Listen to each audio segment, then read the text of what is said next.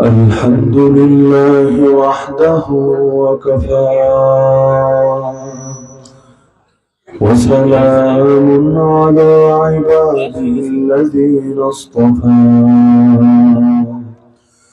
أما بعد فأعوذ بالله من الشيطان الرجيم بسم الله الرحمن الرحيم يا أيها الذين آمنوا كتب عليكم الصيام كما كتب على الذين من قبلكم لعلكم تتقون وقال تعالى وسارعوا إلى مغفرة من ربكم وجنة عرضها السماوات والأرض وعدت للمتقين وقال النبي صلى الله تعالى عليه وسلم من لم يدع قول الزور والعمل به فليس لله حاجة في أن يدع طعامه وشرابه. آمنت بالله صدق الله العلي العظيم وبلغنا رسوله النبي الكريم television তলতলা Khadimul কোরআন পরিষদ কুলাউড়া মৌলভীবাজারে উদ্যোগে আয়োজিত আজকের এই 23তম তাফসীরুল কোরআন মাহফিলের সম্মানিত সভাপতি মণ্ডলী, উপস্থিত মুসলিতা ওয়াজিবুল ইহতিরাম হযরত উলামায়ে কেরাম, এলাকার গণ্যমান্য মুরব্বীগণ, স্থানীয় এবং দূর-দূরান্ত থেকে আগত দিনদরদী কোরআন প্রেমী প্রিয় তৌহিদি জনতা এবং পর্দার আড়ালে থাকা মা বোনেরা, বাংলাদেশের প্রায় সর্বশেষ এরিয়া, একদম কাছে মনে হচ্ছে ইন্ডিয়া, তার মধ্যে কুলাউড়া যে এত বিশাল আজকের আগে আমার আসলে এটা ধারণা ছিল না। ঢুকলাম কোন জায়গা দিয়ে আর আসলাম কত দূর, শুধু এক থানায় মনে হয় এক আসন নাকি, সুবহানাল্লাহ, বিশাল ব্যাপার স্যাপার। তার মধ্যে একেবারে দেশের শেষ মাথায় এসে কোরআনের প্রতি আপনাদের আগ্রহ দেখে অবাক না হয়ে পারলাম না। গাড়ি ঢুকছিল আর যে হারে মানুষ দৌড়ে দৌড়ে দিকে আসছিল, মানে একদম দিল ঠান্ডা করার মতো দৃশ্য। দোয়া করি রব্বুল আলামিন আমাদের সকলের কোরআনের মহব্বতকে কবুল করে নিন এবং আমাদের সবাইকে, প্রত্যেককে আল্লাহ রব্বুল আলামিন মৃত্যু পর্যন্ত তার দ্বীনের খেদমতে লেগে থাকার তৌফিক দান করুন। তো আমাদের সামনে একটা মাস আসতে যাচ্ছে, মাত্র কয়েকটা দিন পরে। সেই মাসের নাম কি? রমাদানুল মুবারক। যেই মাসের জন্য আল্লাহ রাসূল সাল্লাল্লাহু আলাইহি ওয়াসাল্লামের কোন সাহাবী 6 মাস আগ থেকে পর্যন্ত প্রস্তুতি নিতেন, রবের কাছে দোয়া শুরু করে দিতেন। আর এক দোয়া তো আপনারা সকলে করেন, আমার ধারণা যতটুকু, রজব শুরু হওয়ার পর থেকে দোয়া শুরু করে দিয়েছেন, আল্লাহ আমাদের হায়াতে একটু বরকত দিয়ে দেন, এই রমজানটাও পাওয়ার তৌফিক দিয়ে দেন, রাহমাত মাগফিরাত নাজাত লাভ করে ধন্য হওয়ার তৌফিক আপনি আমাদের সবাইকে দিয়ে দেন। তো স্বাভাবিক তো এটা, প্রস্তুতি আগ থেকে শুরু না করলে কোন জিনিসের হকই ঠিকঠাক ভাবে আদায় করা যায় না। আর রমাদানুল মুবারক শুধু একটা মাসই না, বরং দুনিয়াতে যেমন মোবাইল চার্জ দেই ধরেন 1 ঘন্টা, চালাই কিন্তু অন্তত 23 ঘন্টা। চার্জ হয় সাময়িক কিন্তু ব্যবহার হয় বেশ লম্বা। একইভাবে এই যে মাহফিল, এই ওয়াজ মাহফিল এই মাঠে এই ব্যানারে বছরে একবারই হওয়ার কথা, 2 বার না, বছরে 1 বার। তাহলে মাহফিল কিন্তু একদিন, কিন্তু মাহফিল থেকে যে খোরাক, যে মিশন দেওয়া হয় সেটা কিন্তু একদিন না, সেটা হলো প্রতিদিন। রমাদান 1 মাস, সন্দেহ নাই, মাত্র 1 মাস। কিন্তু এই রমাদান এসেছে শুধু 1 মাস আপনাকে ভালো রাখার জন্য না।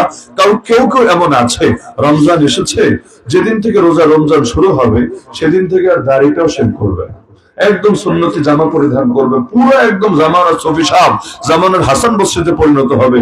যেই মাত্র ঈদের চাঁদটা উঠবে, একেবারে ফোম শেপ করে একদম সাফ সাফ হয়ে তারপর গিয়ে ঈদের দিন ঈদগাহে ঈদের নামাজ আদায় করে বাড়িতে ফিরবে। এমনকি এই মাসের মধ্যে কোনো গান টানো শুনবে না, কোনো পাপ করবে না। যেই মাত্র চাঁদ উঠবে, ওই টিভিতে থেকে রেডিওতে সব জায়গায় ওমর রমজানের রোজার শেষে এটা ঢোল তবলা বাদ্যযন্ত্র সহকারে বাজিয়ে আপনাকে সুনিশ্চিত ভাবে বার্তা দিয়ে দিবে, বিগত মাস মুরব্বী বন্দী ছিল, চাঁদ ওঠা মাত্র মুরব্বী ছাড়া পেয়েছে, জামিনে মুক্ত হয়ে চলে এসেছে। এখন তিনি যে ছাড়া পেয়েছেন এটা বোঝাতে হবে না, বোঝাচ্ছে বাদ্যযন্ত্র শুনিয়ে মিউজিক বাজিয়ে যে মুরব্বী দেশের মধ্যে আবার পুনরায় চলে এসেছে। তো এই যে দেখা যাচ্ছে, এইভাবে যদি কারোর মধ্যে আপনি আচরণ দেখেন, বুঝতে হবে আল্লাহর বান্দা রমজান চিনতে ভুল করেছে। রমজান এসেছে শুধু এক মাস ঘুরতে না, রমজান এসেছে পুরো বছরকে ঘুরতে। কারণ চার্জ হবে এক মাস, ব্যবহার হবে বাকি আরো 11 মাস। কারো জীবনের প্রতিটা দিন যদি হয় রমজানের মতো, তার মৃত্যুটা হবে ইনশাআল্লাহ ঈদের মতো। রোজা রমজানের দিনগুলো কিন্তু আমাদের তুলনামূলক একটু ভালো কাটে। কেন ভালো কাটে? কারণ সুফিদাতে শায়াতিন আমারাতুল জিন শয়তানদেরকে আল্লাহ তাআলা বন্দী করে রাখেন, দুষ্ট শয়তানদেরকে আল্লাহ তাআলা এই মাসের মধ্যে শিকল পরিয়ে রাখেন। যেহেতু অপরাধীরা বন্দী থাকে আর পরিবেশটা একটু ভালো থাকে, আর মানুষ পরিবেশ দ্বারা প্রভাবিত হয়, খুব স্বাভাবিক ব্যাপার। পরিবেশের আসর আপনার উপর পড়বে, না পড়ার কোনো সিস্টেমই নাই। তো পরিবেশও ভালো হলো, দুষ্ট শয়তান গুলো বন্দী, এমনকি মানুষ শয়তান যেগুলো আছে এগুলো আগের চাইতে একটু ভালো হওয়ার চেষ্টা চালাচ্ছে। আর শুধু নফস আছে, নফস শয়তানও এই রমজান মাসেও বন্দী হয় না, শয়তান বন্দী হয়, নফস বন্দী হয় না। এর জন্য পাপ কমলেও পাপ একেবারে জিরো হয়ে যায় না, কারণ প্রত্যেকের ভেতরে নফস আছে নাকি নাই। এই নফস এত খারাপ, এই যে ইবলিস, প্রথম ইবলিসটা যে বরবাদ হলো, ও যে আল্লাহ তাআলার গজবে আক্রান্ত হলো, ওর পেছনে তো আর কোন ইবলিস মেহনত করে নাই, ওই তো এক নাম্বার। এমন তো না যে ওরে আর কোন শয়তান ইন্ধন দিয়েছে, ওকে আর কোন শয়তান ভুল পথে নিয়েছে। আমরা তো পাপ কিছু করলেও নিজেরা দায় না নিয়ে দায় চাপিয়ে দিয়ে শয়তানের কাঁধে। গত কয়েক বছর আগে এক ধর্ষক গ্রেফতার হয়েছিল পুলিশের হাতে। পরবর্তীতে পত্রপত্রিকায় লেখালেখি হলো, সত্য মিথ্যা আল্লাহ ভালো জানে, পুলিশ ব্রিফিং দিয়েছে। তো ধর্ষক রিমান্ডে দাবি করেছে তার আসলে কোনো অপরাধ নাই, সে করে নাই, সে করতেও চায় নাই, শয়তান তারে দিয়ে করিয়ে নিয়েছে। তার মানে মূল দোষ শয়তানের। সুতরাং শয়তানকে নিয়ে রিমান্ডে দিলে বাকিটা ঠিকঠাক আদায় হবে। তো এখন দেখা যাচ্ছে দুনিয়াতে পাপ করলে মানুষ দায় চাপিয়ে দেয় শয়তানের কাঁধে। তো ইবলিস যে প্রথম ধ্বংস হলো এবং নবী আদম আলাইহিস সালামের সঙ্গে বেয়াদবি করলো, ওর আগে কেউ নবীর সাথে বেয়াদবি করে নাই। সর্বপ্রথম বেয়াদবে রাসূল, গুস্তাখে রাসূল, শাতিমে রাসূল এই ইবলিস আল্লাহর সঙ্গে অহংকার দেখালো, নবী আদমের সাথে হিংসা করলো, অবশেষে ডাইরেক্ট বলে উঠলো আনা খায়রুম মিন, আমি হলাম উত্তম ওর চাইতে। মানে ইবলিস দাবি করছে ও নাকি উত্তম আর আদম নবী নাকি অধম। নাউযুবিল্লাহি মিন যালিক। আরে ইবলিস তখনও পর্যন্ত একজন ওলি, একজন বুজুর্গ, অনেক ইবাদত করেছে, কোনো সন্দেহ নাই। জমিন ছেড়ে আসমানে ঠাঁই পেয়েছে, কোনো সন্দেহ নাই। আরে ওর জাতি ছেড়ে ফেরেশতার মধ্যে ওর অবস্থান হয়েছে, কোনো সন্দেহ নাই। কিন্তু ওলি নবী যত বড় ওলি হোক না কেন, দুনিয়ার সব ওলি, তামাম ওলিদেরকেও যদি এক পাল্লে উঠানো হয়, কোন একজন নবীর সমান হওয়া দূরের কথা, নবীর পায়ের ধুলার সমান হতে হবে না। মর্যাদা দেন আল্লাহ, আল্লাহ যাকে মর্যাদা দেন তাকে নিয়ে হিংসা করা চলে না। নবী আদম আলাইহিস সালাম মাত্র সৃষ্টি হয়েছেন, এখনো ইবাদত বন্দেগী শুরু করতে পারেন নাই। অপরদিকে ইবলিস অনেক আগ থেকে হায়াত পেয়ে আছে, বহু নামাজ পড়েছে, বহু ইবাদত করেছে। তাতে কি? মর্যাদা তো আল্লাহ দিয়েছেন, আল্লাহ যারে মর্যাদা দিবে সেটা মেনে নিতে হবে। এটা নিয়ে কোনো ধরনের চুলকানি রাখার সুযোগ নাই। পৃথিবীতে আল্লাহ তাআলা কাবা শরীফকে আলাদা মর্যাদা দিয়েছেন, মাসগুলোর মধ্যে রমজানকে আলাদা মর্যাদা দিয়েছেন, দিনগুলোর মধ্যে শুক্রবারকে আলাদা মর্যাদা দিয়েছেন। উম্মতগুলোর মধ্যে থেকে আল্লাহ এই জাতিকে, উম্মতে মুহাম্মাদীকে সবচাইতে বেশি মর্যাদা দিয়েছেন। নবী রাসূলদের মধ্যে মুহাম্মদুর রাসূলুল্লাহ সাল্লাল্লাহু আলাইহি ওয়াসাল্লামকে সবচাইতে বেশি মর্যাদা দিয়েছেন। কিতাবগুলোর মধ্যে কোরআনকে সবচাইতে বেশি মর্যাদা দিয়েছেন। ফেরেশতাকুলের মধ্যে জিবরিল আমিনকে সবচাইতে বেশি মর্যাদা দিয়েছেন। এরকম কত তালিকা দেওয়া যাবে। আল্লাহ তাআলা যাকে যে মর্যাদা দিয়েছেন সেই মর্যাদা মেনে নিতে হবে, এটাই ঈমান, এটাই মুসলমানের শান। কিন্তু ইবলিস ইবলিস পারে নাই, নবীর সাথে বেয়াদবি করেছে, এই যে করলো, এই যে ধ্বংস হলো, দায় কার ছিল? ওর পেছনে আর কোনো ইবলিস তো ছিল না, ওর পেছনে আর কোনো শয়তান তো ছিল না, তাহলে ইবলিস বিতাড়িত কেন হলো? জবাব তো এটাই দিবেন যে মূলত তার নফসের কারণে, দুষ্ট নফসের কথা শুনেই এই পরিণতি শিকার হয়েছিল। ওমা উবাররিউ নাফসি ইন্নান নাফসা লাআম্মারাতুম বিসসু ইল্লা মা রাহিমা রাব্বি। নবী ইউসুফ আলাইহিস সালাম বলেছিলেন, আমি নফসকে নির্দোষ ভুলি না, কারণ নিশ্চয়ই নফস মন্দ কাজের প্রচনাদাতা। নফসের কাজই হলো মানুষকে খালি নিকৃষ্ট জিনিসের উস্কানি আর উস্কানি দিতেই থাকা। এজন্য জাহান্নামে যেতে বেশি কিছু করা লাগে না, জাস্ট একটা কাজে যথেষ্ট। কেউ যদি মনের কথা শুনে চলে, মন চাহি জীবন, কেউ যদি মন চাহি জীবন গড়ে, ওই মন চাহি জীবনই হলো জাহান্নামী জীবন। আর রব চাহি জীবন, মানে রব যেভাবে চায় ওইভাবে জীবন যাপন করা, এটাই হলো জান্নাতি জীবন। মন চাহি জীবনে মজা বেশি। দেখেন না, ফজরের নামাজ পড়তে কষ্ট, না পড়ে ঘুমাইলে কত মজা, কত মজা। গান শুনতে কত মজা, না শুনলে কত কষ্ট অনেকের জন্য, সবার না। একইভাবে যারা হারাম রিলেশনে আছে, ওই রিলেশনে কত মজা, রিলেশন ছাড়তে কত কষ্ট। এরকম একটা হিসাব করেন, দেখবেন মন যা চায় তা যদি কেউ করে, ওই ডাইরেক্ট গিয়ে জাহান্নামে পড়বে, কোনো কষ্ট লাগবে না। মনের পাগলা ঘুরে যথেষ্ট হবে জাহান্নামে পৌঁছে দেওয়ার জন্য। আর জান্নাতের পথে চলতে বড় কষ্ট। এমন একটা আমলের নাম বলেন যে আমল করতে শরীরের উপর দিয়ে একটু কষ্ট যায় না, হ্যাঁ নফসে একটু খারাপ লাগে না, কিন্তু ধীরে ধীরে করতে আলহামদুলিল্লাহ এক সময় মধুর চাইতে মিষ্ট হয়ে যায়। কিন্তু প্রথম দিকে নফস যে বিরত রাখতে চায় না, বিষয়টা এমন না। তারাবির নামাজ একটু লম্বা হলে অনেকের টেম্পারেচার হট হয়ে যায়। হুজুর এগুলো কি? এখন 4G যুগ, এখন যদি 2G স্পিডে নামাজ পড়ান চলবে? দেখেন পাশের মসজিদে 10 মিনিট আগে শেষ হয়ে যায়, আপনার 10 মিনিট বেশি কেন লাগবে? পারলে আগে করেন, না হলে অন্তত একসাথে করেন, দেরি কেন লাগবে? অথচ এই পাগল খেলা দেখতে গিয়ে 2 ঘন্টা দাঁড়ায় থাকতে পারবে, সমস্যা নেই, তখন তার ভাববে না। কিন্তু নামাজে 10টা মিনিট, আর শুক্রবার দিন যদি ইমাম সাহেবের বয়ান 2 মিনিট বেশি হয়ে যায়, খালি ঘড়ি দেখবে, কেউ দাঁড়ায় যাবে, কি রে কাহিনী কি শেষ হয় না কেন? এমনকি দেখেন না আরবি খুতবা শেষ করে ইমামের বলা লাগে না, ভাই কাতা ঠিক করেন, ওই ফাজকুরুনি আযকুরকুম ওয়াশকুরুলি ওয়ালা তাকফুরুন, ওই ফাজকুরুনি বলতে দেরি, পাবলিকের উঠে দাঁড়াইতে দেরি না, কোনো বলে দেওয়া লাগে না, একদম সব রেডি। মানে আরবি বুঝুক বা না বুঝুক, এটা বোঝে ফাজকুরুনি শুনেছি মানি, আর বসে থাকার সময় নাই, এখন আমাদেরকে দাঁড়িয়ে যেতে হবে, সবাইকে কাতার সোজা করে ইমামরে মানসিক ভাবে চাপের মধ্যে রাখতে হবে।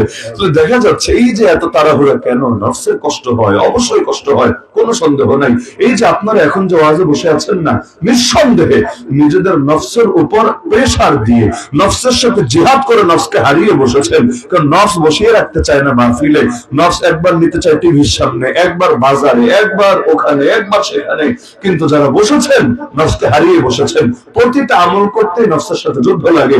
এজন্য মৃত্যু পর্যন্ত 1 সেকেন্ডের জন্য এই জিহাদ বন্ধ করা যায় না। এই জিহাদ 1 সেকেন্ডের জন্য বন্ধ করলেই ঈমান হুমকিতে পড়ার বড় আশঙ্কা আছে। তাহলে এই যে রমজানুল মুবারক আসছে, চার্জ নেওয়ার মাস, ঈমানকে চার্জ করতে হবে এবং যে কোনো মূল্যে আল্লাহর সাথে বন্ধুত্ব করতে হবে। রমজানের 1 নম্বর, রোজা ফরজ করার 1 নম্বর ফায়দা আল্লাহ বলেছেন লাআল্লাকুম তাত্তাকুন, যাতে তোমরা তাকওয়া হাসিল করতে পারো, মুত্তাকি হতে পারো। যার তাকওয়া আছে তার সব আছে, যার তাকওয়া নাই তার কিচ্ছু নাই। তাকওয়া মানে আল্লাহকে ভয় করে গুনাহ ছাড়া এবং নেক আমল করার যোগ্যতা অর্জন করা। রমজানের রোজা আল্লাহ দিয়েছেন এজন্য, কারণ আল্লাহর সাথে বন্ধুত্ব যদি না হয়, দুনিয়া অনেকের সাথে বন্ধুত্ব হলো, দেশে হলো, বিদেশেও হলো, ওপারেও হলো, সব হলো, কিন্তু আল্লাহর সাথে যদি বন্ধুত্ব না হয়, মরার সময় মুখ দিয়ে কালেমা বের করবে কে? আল্লাহর সাথে বন্ধুত্ব যদি না হয়, কবরে মুনকার নাকিরের জবাবগুলো ঠিকঠাক ভাবে দেওয়ার তৌফিক দিবে কে? আল্লাহর সাথে বন্ধুত্ব যদি না হয়, সংকীর্ণ কবরটাকে প্রশস্ত আর আলোকিত করে দেবে কে? আল্লাহর সাথে বন্ধুত্ব যদি না হয়, হাসরের ময়দানে ডান হাতে আমলনামা এনে দেবে কে? আল্লাহর সাথে বন্ধুত্ব যদি না হয়, মিজানে নেকের পাল্লাটা ভারী করে দেবে কে? আল্লাহর সাথে বন্ধুত্ব যদি না হয়, নবীর সুপারিশ লাভ করার, নবীর হাতে হাউজে কাউসারের পানি পান করার সৌভাগ্য অর্জনের তৌফিকটা দিবে কে? আরে আল্লাহ তাআলা আল্লাহর সাথে বন্ধুত্ব যদি না হয়, কিয়ামতের দিন আরশে আজিমের নিচে ছায়ার ব্যবস্থা করে দেবে কে? আল্লাহর সাথে বন্ধুত্ব যদি না হয়, চুলের চাইতেও চিকন, তরবারির চাইতেও ধারালো সেই ভয়াবহ পুল সিরাত অতিক্রম করিয়ে দেবে কে? জীবনের সব ক্ষেত্রে যাকে লাগবেই লাগবে তিনি হলেন আল্লাহ। এমনকি তার সাথে বন্ধুত্ব না হলে বাপও চিনবে না, চিনো না চেনার ভান করে থাকবে, মা সেও দূরে সরে যাবে, স্ত্রী সেও পড়তে পারবে, দুনিয়ার আপন জনরাও যাবে পর হয়ে। আল আখিল্লাউ ইয়াউমাইযিন বা'দুহুম লিবা'দিন আদু ইল্লাল মুত্তাকিন। আল্লাহ বলেছেন সেদিন অন্তরঙ্গরাও অন্তরঙ্গের দুশমন হয়ে যাবে, শুধু যাদের দিল আল্লাহ আছে, মুমিন মুত্তাকি যারা, তারা কেউ কারো দুশমন হবে না। সেদিনও চিনবে, একজন আরেকজনের উপকারে আসবে। এই যে হাফেজে কোরআন 10 জনের জন্য সুপারিশ করবে, যদি নাই চেনে, পরিচয় নাই দেয়, সুপারিশ করবে কিভাবে? এই যে শহীদ 70 জনের জন্য সুপারিশ করবে, যদি নাই চেনে, পরিচয় নাই দেয়, সুপারিশ করবে কিভাবে? এই যে আলেম ওলামারা, আল্লাহ তাআলা তাদেরকেও যখন সুপারিশের অনুমতি দিবেন, যদি আপনাদেরকে নাই চেনে, যদি আপনাদেরকে স্মরণ নাই রাখে, আপনাদের জন্য সুপারিশ করবে কিভাবে? তাহলে যেহেতু সুপারিশের অনুমতি দিবেন, অবশ্যই তারা চিনবেন এবং আপনার অবদানের হক তারা অবশ্যই আদায় করবেন। এজন্য দুনিয়ার বাকি কিছু পেলেও চলবে, না পেলেও চলবে, কিন্তু আল্লাহকে যে কোনো মূল্যে পাওয়া লাগবেই লাগবে। আল্লাহ রাসূল সাল্লাল্লাহু আলাইহি ওয়াসাল্লাম দুনিয়াতে না খেয়েও থেকেছেন, মাসের পর মাস চলে গেছে, ঘরে একটাবার চুলা জ্বলে নাই, এমন জীবন আমার নবীরও ছিল। এমনকি গোটা একটা জীবন কাটিয়ে দিয়েছেন, 63 বছরের দীর্ঘ জীবন হাদিসে আছে তিনি একটা বারের জন্য চাপাতি রুটি খান নাই। চাপাতি রুটি বুঝে নরম মোলায়েম, যেগুলো সহজেই খাওয়া যায়, সারা জীবনে একবারও খান নাই, শক্ত রুটি খেয়েছেন। এমনকি আপনি ভাবতে পারেন কি পরিমাণ ক্ষুধা লাগলে পেটে পাথর বাঁধা লাগে? কোন আইডিয়া আছে? কোন ধারণা আছে? জীবনে তো ক্ষুধার জ্বালায় গামছাও বাঁধা লাগে নাই।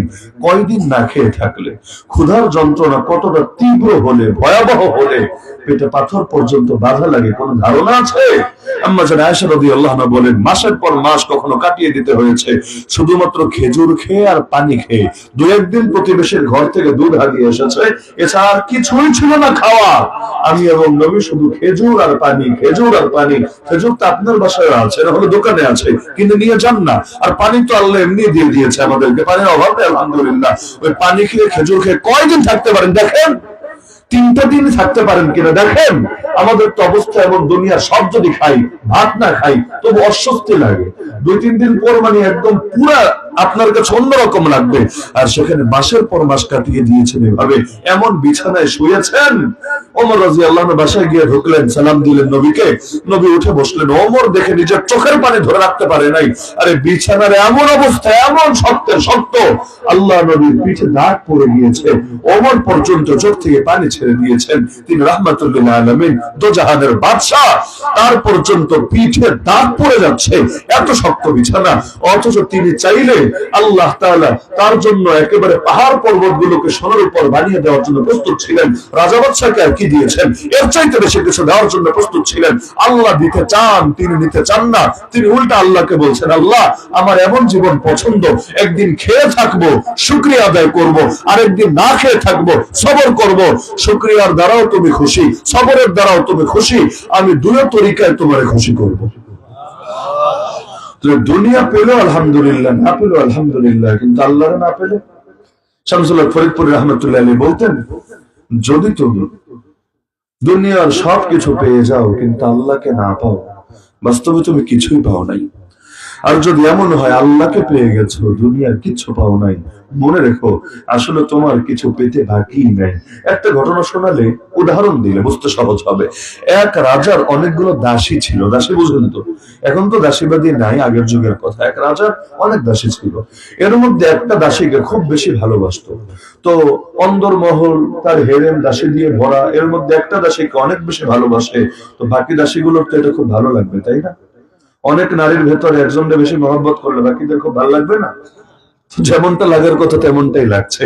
একসময় সমালোচনা শুরু হলো যে বাদশা কি পেল এই বেড়ির মধ্যে, এইটা পুরোই ডাইনি, পুরোই শাকচুন্নি, এটার মধ্যে কি পেলো যে তার প্রেমে বাচ্চা হাবুডুবু খাচ্ছে, আর তারা এত রূপবতী, গুণবতী, কেশবতী, এই বতী সেই বতী, কিন্তু বাদশা তাদেরকে পাত্তাই দিতে চায় না, বাদশা তাদের দিকে আকৃষ্ট হয় না। তাহলে কাহিনী কি?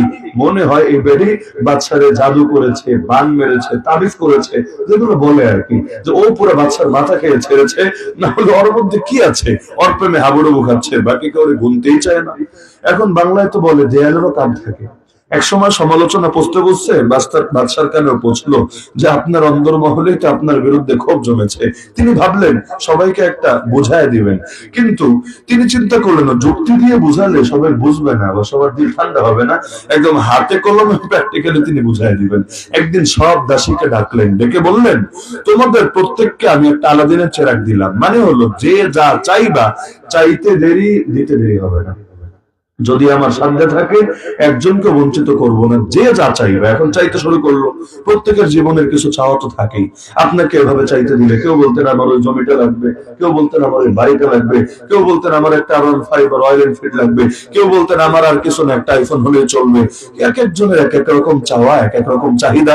তো এখন দাসীরাও চাইতে শুরু করলো। কেউ বলছে আমার হীরা লাগবে, কেউ আমার স্বর্ণ লাগবে, কেউ আমার অমুক বাগান বাড়িটা লাগবে। যে যা বলছে বাদশা সাইন করে দিচ্ছে, হ্যাঁ বরাদ্দ দেওয়া হলো, বরাদ্দ দেওয়া হলো, বরাদ্দ দেওয়া হলো। এভাবে আস্তে আস্তে আস্তে সবার শেষে ওই দাসী সিরিয়াল আসলো। কোন দাসী মনে আছে তো? যার নিয়ে সবার জলে, সবাই হিংসা করে, তার সিরিয়াল আসলো। বাদশা বলল তোমার কি চাওয়ার আছে বলো। সে বলল বাদশা আমি কিছুই চাইবো না। বাদশা অবাক, কেন? তুমি কিছুই চাইবা না কিসের জন্য? সবাই চেয়েছে, তুমিও চাও, তোমার জীবনে কোনো চাহিদা নাই নাকি? বললো হ্যাঁ বাদশা আমার চাহিদা আছে, তবে সবার চাওয়াটা একরকম, আমার চাওয়াটা আরেক রকম। আমি যেটা আমার ভেতরে চাহিদা আছে সেটা যদি চাই, আশঙ্কা আছে আপনি রাগ করবেন। তা আমি আসলে আপনাকে রাগান্বিত করতে চাই না, এজন্য আমি মুখ ফুটে কোনো কিছু বলতে চাচ্ছি না। বাদশা আরো ভেবে গেল, বললো অবাক ব্যাপার, তুমি এমন কি চাইবা যে যেটার জন্য আমি রাগ করব? সবাই চাইলো, সবারটা দিয়ে দিলাম, তোমার সাথে কি কোনো দুশ্মনী আছে নাকি? পারলে দিব, না পারলে দিব না, এটা তো আগেই বলেছে। তুমি যদি বলো চাঁদ খুলে এনে দিতে হবে, এটা আমি পারবো না, কিন্তু যেটা আমার সাধ্যে আছে সেটা তো আমি অবশ্যই দিব, রাগ করার কোনো কারণে দেখি না। বললো বাদশা যাবো না, তারপর আপনি যদি আমাকে আশ্বস্ত করেন, এনশিওর করেন আসলে রাগ করবেন না, তাহলে আমি বলতে পারি দিলে দিলেন, না দিলে নাই, কিন্তু অন্তত রাগ করবেন না, এতটুকু যদি আমাকে নির্ভয় দেন, আশ্বস্ত করেন, তাহলে বলবো, না হলে আমি বলবো না, আমার বলার কোনো দরকার নাই। বাদশা বললো ঠিক আছে, তো নাটক বাদ দে, অভিনয় বাদ দে, এত নাটক করার দরকার নেই, তোর যা বলার বলে ফেল, আমি কথা দিচ্ছি দিতে পারলে দিব, না পারলে দিব না, কিন্তু রাগ অন্তত করবো না।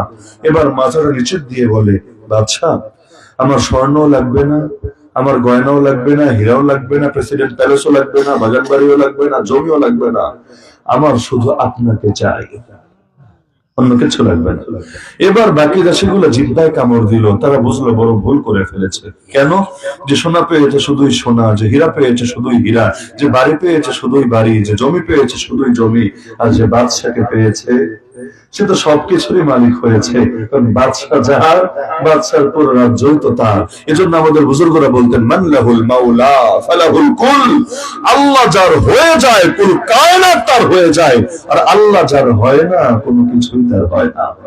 এজন্য রমজানে আমাদের এক নম্বর টার্গেট হবে আল্লাহকে পেতে হবে, আল্লাহর সাথে বন্ধুত্ব করতে হবে। কারণ আল্লাহ সবাইকে বলেছেন, সবাইকে ওয়ালা তামুতুন্না ইল্লা ওয়া আনতুম মুসলিমুন, মুসলমানের মতো মুসলমান না হয়ে মরবা না, খবরদার। আর যা করো না করো মরবা না বান্দা, যতদিন না তোমরা মুসলমানের মতো মুসলমান হও। আর জানিয়ে দিয়েছেন তার বন্ধু যারা, তাদের কোনো ভয় নাই, তাদের দুঃখের কোনো কারণও নাই। তার বন্ধু কারা? আল্লাযীনা আমানু ওয়া কানু ইয়াত্তাকুন, যাদের ঈমান আছে আর তাকওয়া আছে। ঈমান আলহামদুলিল্লাহ আমাদের সবার আছে, নাই? ইমান সবার আছে, যদিও নূর কম আর কি, ইমানের শক্তি কম। দেখেন না এমন দুর্বলের দুর্বল, আজান শুনলে তাই না মসজিদে আনতে পারে না। যে ইমান এত দুর্বল টেনে মসজিদে আনতে পারে না, ওই ইমান বিজলির গতিতে টেনে পুলসিরাতের উপরে জান্নাতে নেবে কিভাবে? কারণ ইমানের শক্তি যেমন হবে, নূর যেমন হবে, হাসরের ময়দানে পুলসিরাতে চলার গতিও তো তেমন হবে। নূর বেশি, চলার গতিও বেশি, নূর কম, চলার গতিও কম। ইমানের তো এমনি ল্যাংরা অবস্থা, বড় ভঙ্গুর অবস্থা। আর তাকওয়া নাই বললেই চলে, কারণ কারণ আমাদের হালত এমন, প্রকাশ্যে এক রূপ তো গোপনে আরেক রূপ, দিনে এক রূপ তো রাতে আরেক রূপ, মানুষের সামনে এক রূপ, দরজা জানালা লাগালে আরেক রূপ। এই যে রূপের ভিন্নতা, এটাই তো প্রমাণ করে ভেতরে এখনো তাকওয়া ঢোকে নাই। না হলে হালত এমন হতো, मैं जहां भी रहो जिस फिजा में रहो मेरा तकवा हमेशा सलामत रहे। কারণ দুনিয়া সবার চোখ থেকে আড়াল হতে পারি, রব্বুল আলামিনের দৃষ্টি থেকে আড়াল হবো কিভাবে?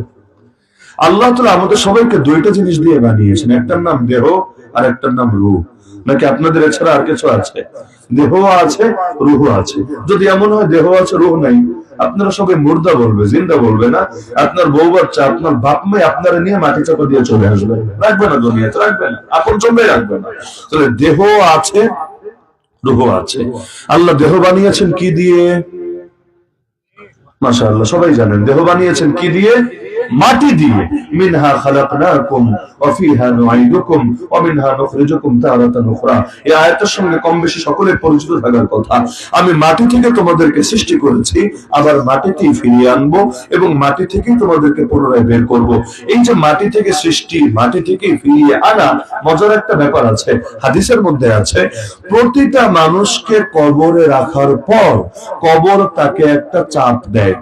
ইমানদার হলেও দেয়, বেঈমান হলেও দেয়, নেককার হলেও দেয়, বদকার হলেও দেয়। খুব জোরে একটা চাপ দেয়, এমন ভাবে চেপে যায় বান্দার বড় কষ্ট হয়। হ্যাঁ, এই চাপটাই আবার কাফেরের জন্য আযাব, মুমিনের জন্য রহমত। বলবেন চাপটা দেয়, তাহলে মুমিনটা কেন দেয়, নেককারদের কেন দেয়? যেমন মৃত্যু যন্ত্রণা, মৃত্যু যন্ত্রণা সবারই হয়, সবারই হয়।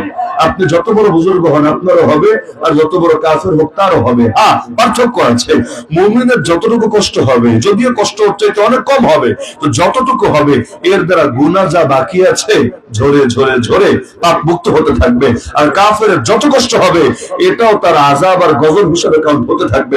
একইভাবে কবরে মুমিন চাপ খাবে, ওই চাপের কারণেও তার গুনাহ ঝরতে থাকবে, আর কাফের চাপ খাবে, ওই চাপের কারণে এটা তার আযাব আর গজব হিসেবে কাউন্ট হবে। তবে মজার একটা ব্যাখ্যা আছে, অনেক মুহাদ্দিসিনে কেরাম ব্যাখ্যা করেছেন যে এভাবে সবাইকে চাপ দিবে কেন? যেমন নবীর জামানায় একটা শিশু বাচ্চাকে কবরে রাখা হলো, আল্লাহ রাসূল বললেন, লাউ ইনফালাত আহাদুন মিন দাগতাতি হাদাল কবর লানফালাত হাদা সাবিয়্যু। পৃথিবীতে কেউ যদি কবরের চাপ থেকে রক্ষা পেত, অন্তত এই শিশু বাচ্চাটা কবরের চাপ থেকে বেঁচে যেত, কিন্তু সেও বাঁচে নাই। এমনকি নবীর এক সাহাবী ছিলেন যার নাম সাদ বিন মুআজ রাদিয়াল্লাহু আনহু। কি নাম? সাদ বিন মুআজ রাদিয়াল্লাহু আনহু, যার মৃত্যুর পর নবী বলেছিলেন, ইহতাজ্জা আরশুর রহমান লিমাউত সাদ ইবনে মুআজ। সাদ বিন মুআজের মৃত্যুতে রহমানের আরশ পর্যন্ত কেঁপে উঠেছে। কি ঈমান ছিল ভাবতে পারেন? তার মৃত্যুতে রহমানের আরশ পর্যন্ত কেঁপে ওঠে। আমার মৃত্যুতে, আপনার মৃত্যুতে কে কাঁপবে, কার আফসোস হবে? কিন্তু তার মৃত্যুতে রহমানের আরশ পর্যন্ত কেঁপে উঠেছে। নবী বলেন, হাদাল্লাযী তাহাররাকা লাহুল আরশ। একদিকে আরশ কেঁপেছে, আরেকদিকে 70,000 ফেরেশতাও তাকে রিসিভ করতে চলে এসেছে। এত কিছুর পরেও লাকাদ তাদায়াকা আলা হাদাল আবদি সালিহ কবরুহু সুম্মা ফুররিজা আনহু। এই নেককার বান্দাটার জন্য তার কবর সংকীর্ণ হয়ে গিয়েছিল, এরপর আবার এটাকে প্রশস্ত করে দেওয়া হয়েছে। তাহলে এত ভালো মানুষ, এত ভালো মানুষ, 70,000 ফেরেশতা যাকে রিসিভ করে যে রূহ নিয়ে গেছে, যার মৃত্যুতে রহমানের আরশ পর্যন্ত কেঁপেছে, তাকেও কবর চাপ দিল। তাহলে আমি কি আর আপনি কি? চাপটা একটা খাওয়াই লাগবে। কেন? মুহাদ্দিসিনে কেরাম দুইটা ব্যাখ্যা করেছেন, এর মধ্যে একটা ব্যাখ্যা হলো, ওই যে আল্লাহ মাটি থেকে বানিয়েছেন না, আবারও তো মাটিতেই ফিরিয়ে এনেছেন।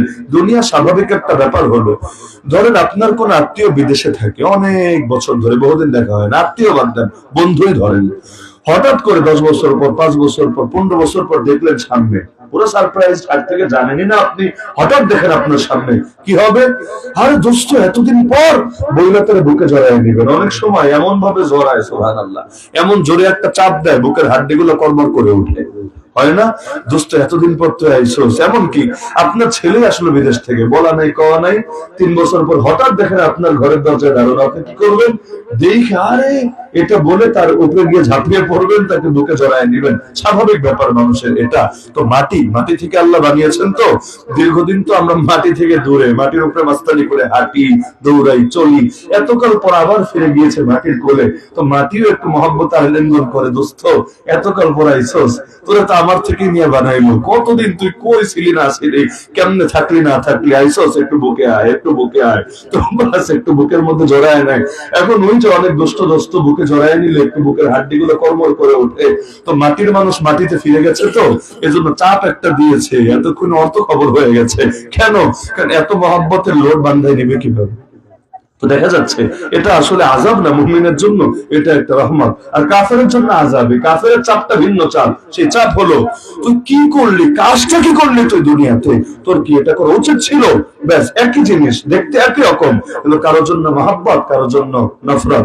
একই চর, কেউ মারলে খুশি হয়, ভাবে এটা একটু বন্ধুত্ব, একটা মহব্বত।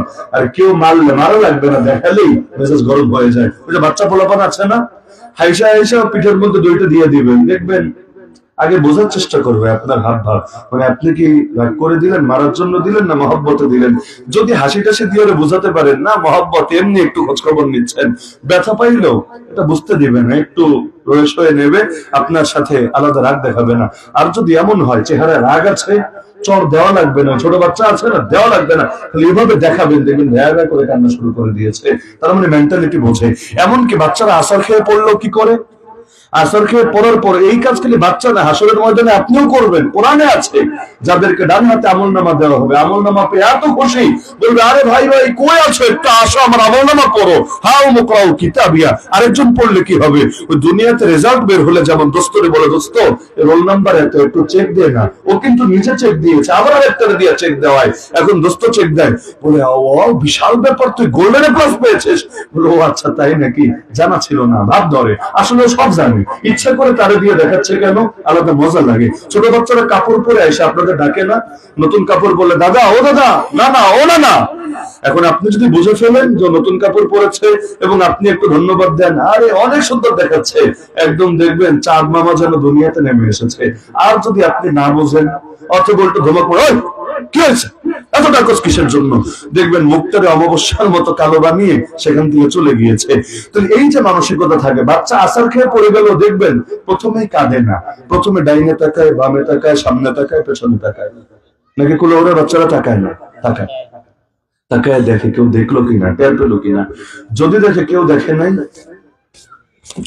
ঝাড়া টারা দিয়ে ওইটা সুন্দর করে হেঁটে হেঁটে চলে যায়, কেউ দেখে নাই তো শুধু শুধু ফিলিংস প্রকাশ করে লাভ নাই। আর যদি দেখে একজন দেখেছে, অথবা দেখে যদি বলে হায় হায় কি হলো, এটা হলোটা কি, আসার খেয়ে পড়ে গেছে, দেখবেন এমন জোরে ভ্যা ভ্যা শুরু করেছে, মনে হবে যেন আসমান ভেঙে আর মাথায় পড়েছে। কিছু ব্যাপার থাকে না মানুষের মানসিক ব্যাপার। এই যে মাটি থেকে সৃষ্টি, মাটিতেই ফিরিয়ে আনা হলো, তার মানে আমাদের মূল দেহের উপাদানটা মাটি থেকে তৈরি, নাকি আপনাদেরটা রক সিমেন্ট দিয়ে তৈরি? আমাদের দেহগুলো কিসের তৈরি? মাটির তৈরি। হ্যাঁ বলবেন আসলাম বাপ মায়ের থেকে, মাটি আবার ঢুকলো কোথায়? হ্যাঁ অনেক ব্যাখ্যা আছে। এর মধ্যে একদম আদি যুগে ফিরে যান, যখন দুনিয়াতে আমিও ছিলাম না, আপনিও না, কোনো মানুষই ছিল না। আল্লাহ তাআলা এত ফেরেশতা থাকতে মৃত্যুর ফেরেশতাকে পাঠিয়ে দিলেন, যারা আপনারা মহব্বত করে আজরাইল ডাকেন আর কি, যদিও কোরআন হাদিসে মালাকুল মউত নামটাই আছে, মৃত্যুর ফেরেশতা। আল্লাহ তাকে পাঠিয়ে দিলেন, তিনি এসে গোটা পৃথিবী থেকে এক মুষ্টি মাটি নিলেন, বেশি না, এক মুষ্টি মাটি নিয়ে গেলেন, কুলাউড়ার মাটি, বিদেশের মাটি, তামাম দুনিয়ার মাটি। কারণ ফেরেশতার হাত তো আমার হাতের মতো, তাই না? ফেরেশতার হাত আমার হাতের মতো, ফেরেশতা যত বড় হাতটাও তত বড়, হাত যত বড় মুষ্টিটাও তত বড়। এমন ভাবে মাটি নিলেন, দুনিয়ার হরেক ক্যাটাগরির মাটি সেখানে চলে আসলো, নরম মাটি, শক্ত মাটি, লাল মাটি, কালো মাটি, আঠালো মাটি, যত টাইপের মাটি হতে পারে সব চলে আসলো। পরবর্তীতে এটার সঙ্গে আল্লাহ পানি মিশ্রিত করলেন, ওয়াজআলনা মিনাল মাই কুল্লা শাইইন হাই। কোরআন বলছে আমি আল্লাহ প্রতিটা জীবন্ত বস্তুকে তৈরি করেছি পানি থেকে। তাহলে মাটি না পানি? হ্যাঁ মাটিও পানিও। প্রথমে শুকনো মাটি নেওয়া হলো, এর সঙ্গে পানি মিশিয়ে কাদা মাটি তৈরি করা হলো, এটাকে খামিরা বানানো হলো। খামিরা বুঝেন না, ওই যে রুটি বানানোর আগে যেটা বানানো, ওই খামিরা থেকে আমাদের দেহগুলোকে তৈরি করা হলো। দেহ তৈরি করা হলো প্রধানত মাটি দিয়ে। এবং হাদিসে আছে এই মাটির প্রভাবের কারণে মানুষের মধ্যেও পার্থক্য নজরে পড়ে। দুই রকম পার্থক্য, এক হলো জাহিরি পার্থক্য আর এক হলো বাতিনি পার্থক্য। জাহিরি পার্থক্য হলো দুনিয়ার সবার গায়ের রং তো একরকম, তাই না? একরকম। ওই সৌদি আরবের মানুষগুলোর গায়ের রং দেখেন, আফ্রিকার নিগ্রোদের গায়ের রং দেখেন, আবার ওই আমেরিকা অথবা ইউরোপের সাদা চামড়ার লোকদের গায়ের রং দেখেন, আবার আমরা যারা মাঝামাঝি আছে একুলো না ওকুলো না ধরি মাছ না পানি আমাদের রংটা দেখেন, দেখবেন রঙের মধ্যে প্রচুর ভিন্নতা। কেন? মাটির রঙেও ভিন্নতা আছে। আমাদের সিলেটে লাল মাটি নাই, আছে। আবার কোন জায়গার মাটি একটু কালচে কালচে, এমন মাটিও আছে না, আছে। ওই মাটির রঙে যেমন ভিন্নতা আছে, আমাদের গায়ের রঙেও ভিন্নতা আছে। কারণ সব জায়গার মাটি যেহেতু এক না, যাকে যেই ধরনের মাটি দিয়ে বানানো হয়েছে ওই রকম রঙের প্রকাশও তার মধ্যে লক্ষ্য করা যাচ্ছে। দ্বিতীয়ত, কোন মাটি নরম মাটি, কোন মাটি একদম পাথরের মতো শক্ত মাটি আছে না, মাটির গুণের মধ্যেও কিন্তু পার্থক্য আছে। কোনটা এত শক্ত ওই আপনি কোদাল মারলে কোদাল উল্টো ফিরে আসবে। যেমন ধরুন উহুদের ময়দানে মুসলমান শহীদ হয়েছিলেন 70 জন, কিন্তু প্রত্যেককে একটা করে কবর উপহার দেওয়া সম্ভব হয় নাই। 70 জন শহীদকে 70টা কবর কেটে রাখবে সুযোগ হয় নাই। কেন? মাটি এত শক্ত, এত শক্ত যে একদিকে বাকিরাও তো প্রায় আহত, আল্লাহ নবীর দাঁত পর্যন্ত শহীদ হয়ে গেছে, নবীর দাঁত ভেঙে গেছে, আরো কত সাহাবী ক্ষত বিক্ষত হয়ে আছে। এখন এই প্রত্যেকের জন্য যে একটা করে কবর খনন করবো এই অবস্থাটাও ছিল না, বাধ্য হয়ে এক কবরে একাধিক জনকে শোয়াতে হয়েছে। এবং ওই ক্ষেত্রে নবী যার ভেতরে এলেম বেশি তার লাশটা আগে রেখেছেন, যার ভেতরে এলেম তুলনামূলক কম তার লাশটা পরে রেখেছেন। এবং দুনিয়াতে যাদের মধ্যে বন্ধুত্ব ছিল, মহব্বত ছিল, তাদেরকে এক কবরে শুয়ে দিয়েছেন। তাহলে একজনের জন্য একটা কবর খুঁড়তে কতক্ষণ লাগে? বাংলাদেশের মাটিতে, কোলাউড়ের মাটিতে কতক্ষণ লাগে? খুব আহামরি বেশি টাইম লাগে না। কিন্তু ওই জায়গার মাটি আলাদা, এই জায়গার মাটি আলাদা। সৌদি আরবের পাহাড় আর সিলেটের পাহাড় গুলো একরকম নাকি? না, প্রচুর ভিন্নতা আছে। এখানে তো বৃষ্টি হলে অনেক রাস্তায় বন্ধ হয়ে যায়, মৌলভীবাজারে যায় না, মাটি নরম, মাটি সহজেই পড়ে যায়। কিন্তু ওখানের মাটি কি এত নরম নাকি? এগুলো কাটতে গেলেও কত মেশিন লাগাতে হয়। তাহলে দুনিয়াতেও কারো স্বভাবের মধ্যে দেখবেন নম্রতা গালেব, নরম আর নরম, সবাই খালি ক্ষমা করে দিতে চায়। কেউ এক গালে চর মারলে আরেক গাল এগিয়ে দিতে চায়, সে সবাই ক্ষমা করতে রেডি। ফেরাউনকে ক্ষমা করে দিলাম, নমরুদরে ক্ষমা করে দিলাম, মোদিজিরে ক্ষমা করে দিলাম, রয়ের ক্ষমা করে দিলাম, জালেমদেরকে ক্ষমা করে দিলাম, খুনিদেরকে ক্ষমা করে দিলাম, হুজুরদের রক্ত খেয়েছে যারা তাদেরকে ক্ষমা করে দিলাম। খালি ক্ষমা আর ক্ষমা, অথচ ওর কাছে কেউ ক্ষমা চায়ও নাই, কেউ চায় নাই। কিন্তু হুদাই মানে ক্ষমা করার মধ্যে কি মজা পেয়েছে, খালি ক্ষমা আর ক্ষমা আর ক্ষমা। আর কিছু হলো এমন গরমের গরম, ক্ষমা দূরের কথা, জীবনে কেউ বাঁকা চোখে তাকিয়েছিল এইটারও প্রতিশোধ নিয়ে ছাড়ে। 20 বছর পর হলেও জাতির শিক্ষা দিয়ে ছাড়ে।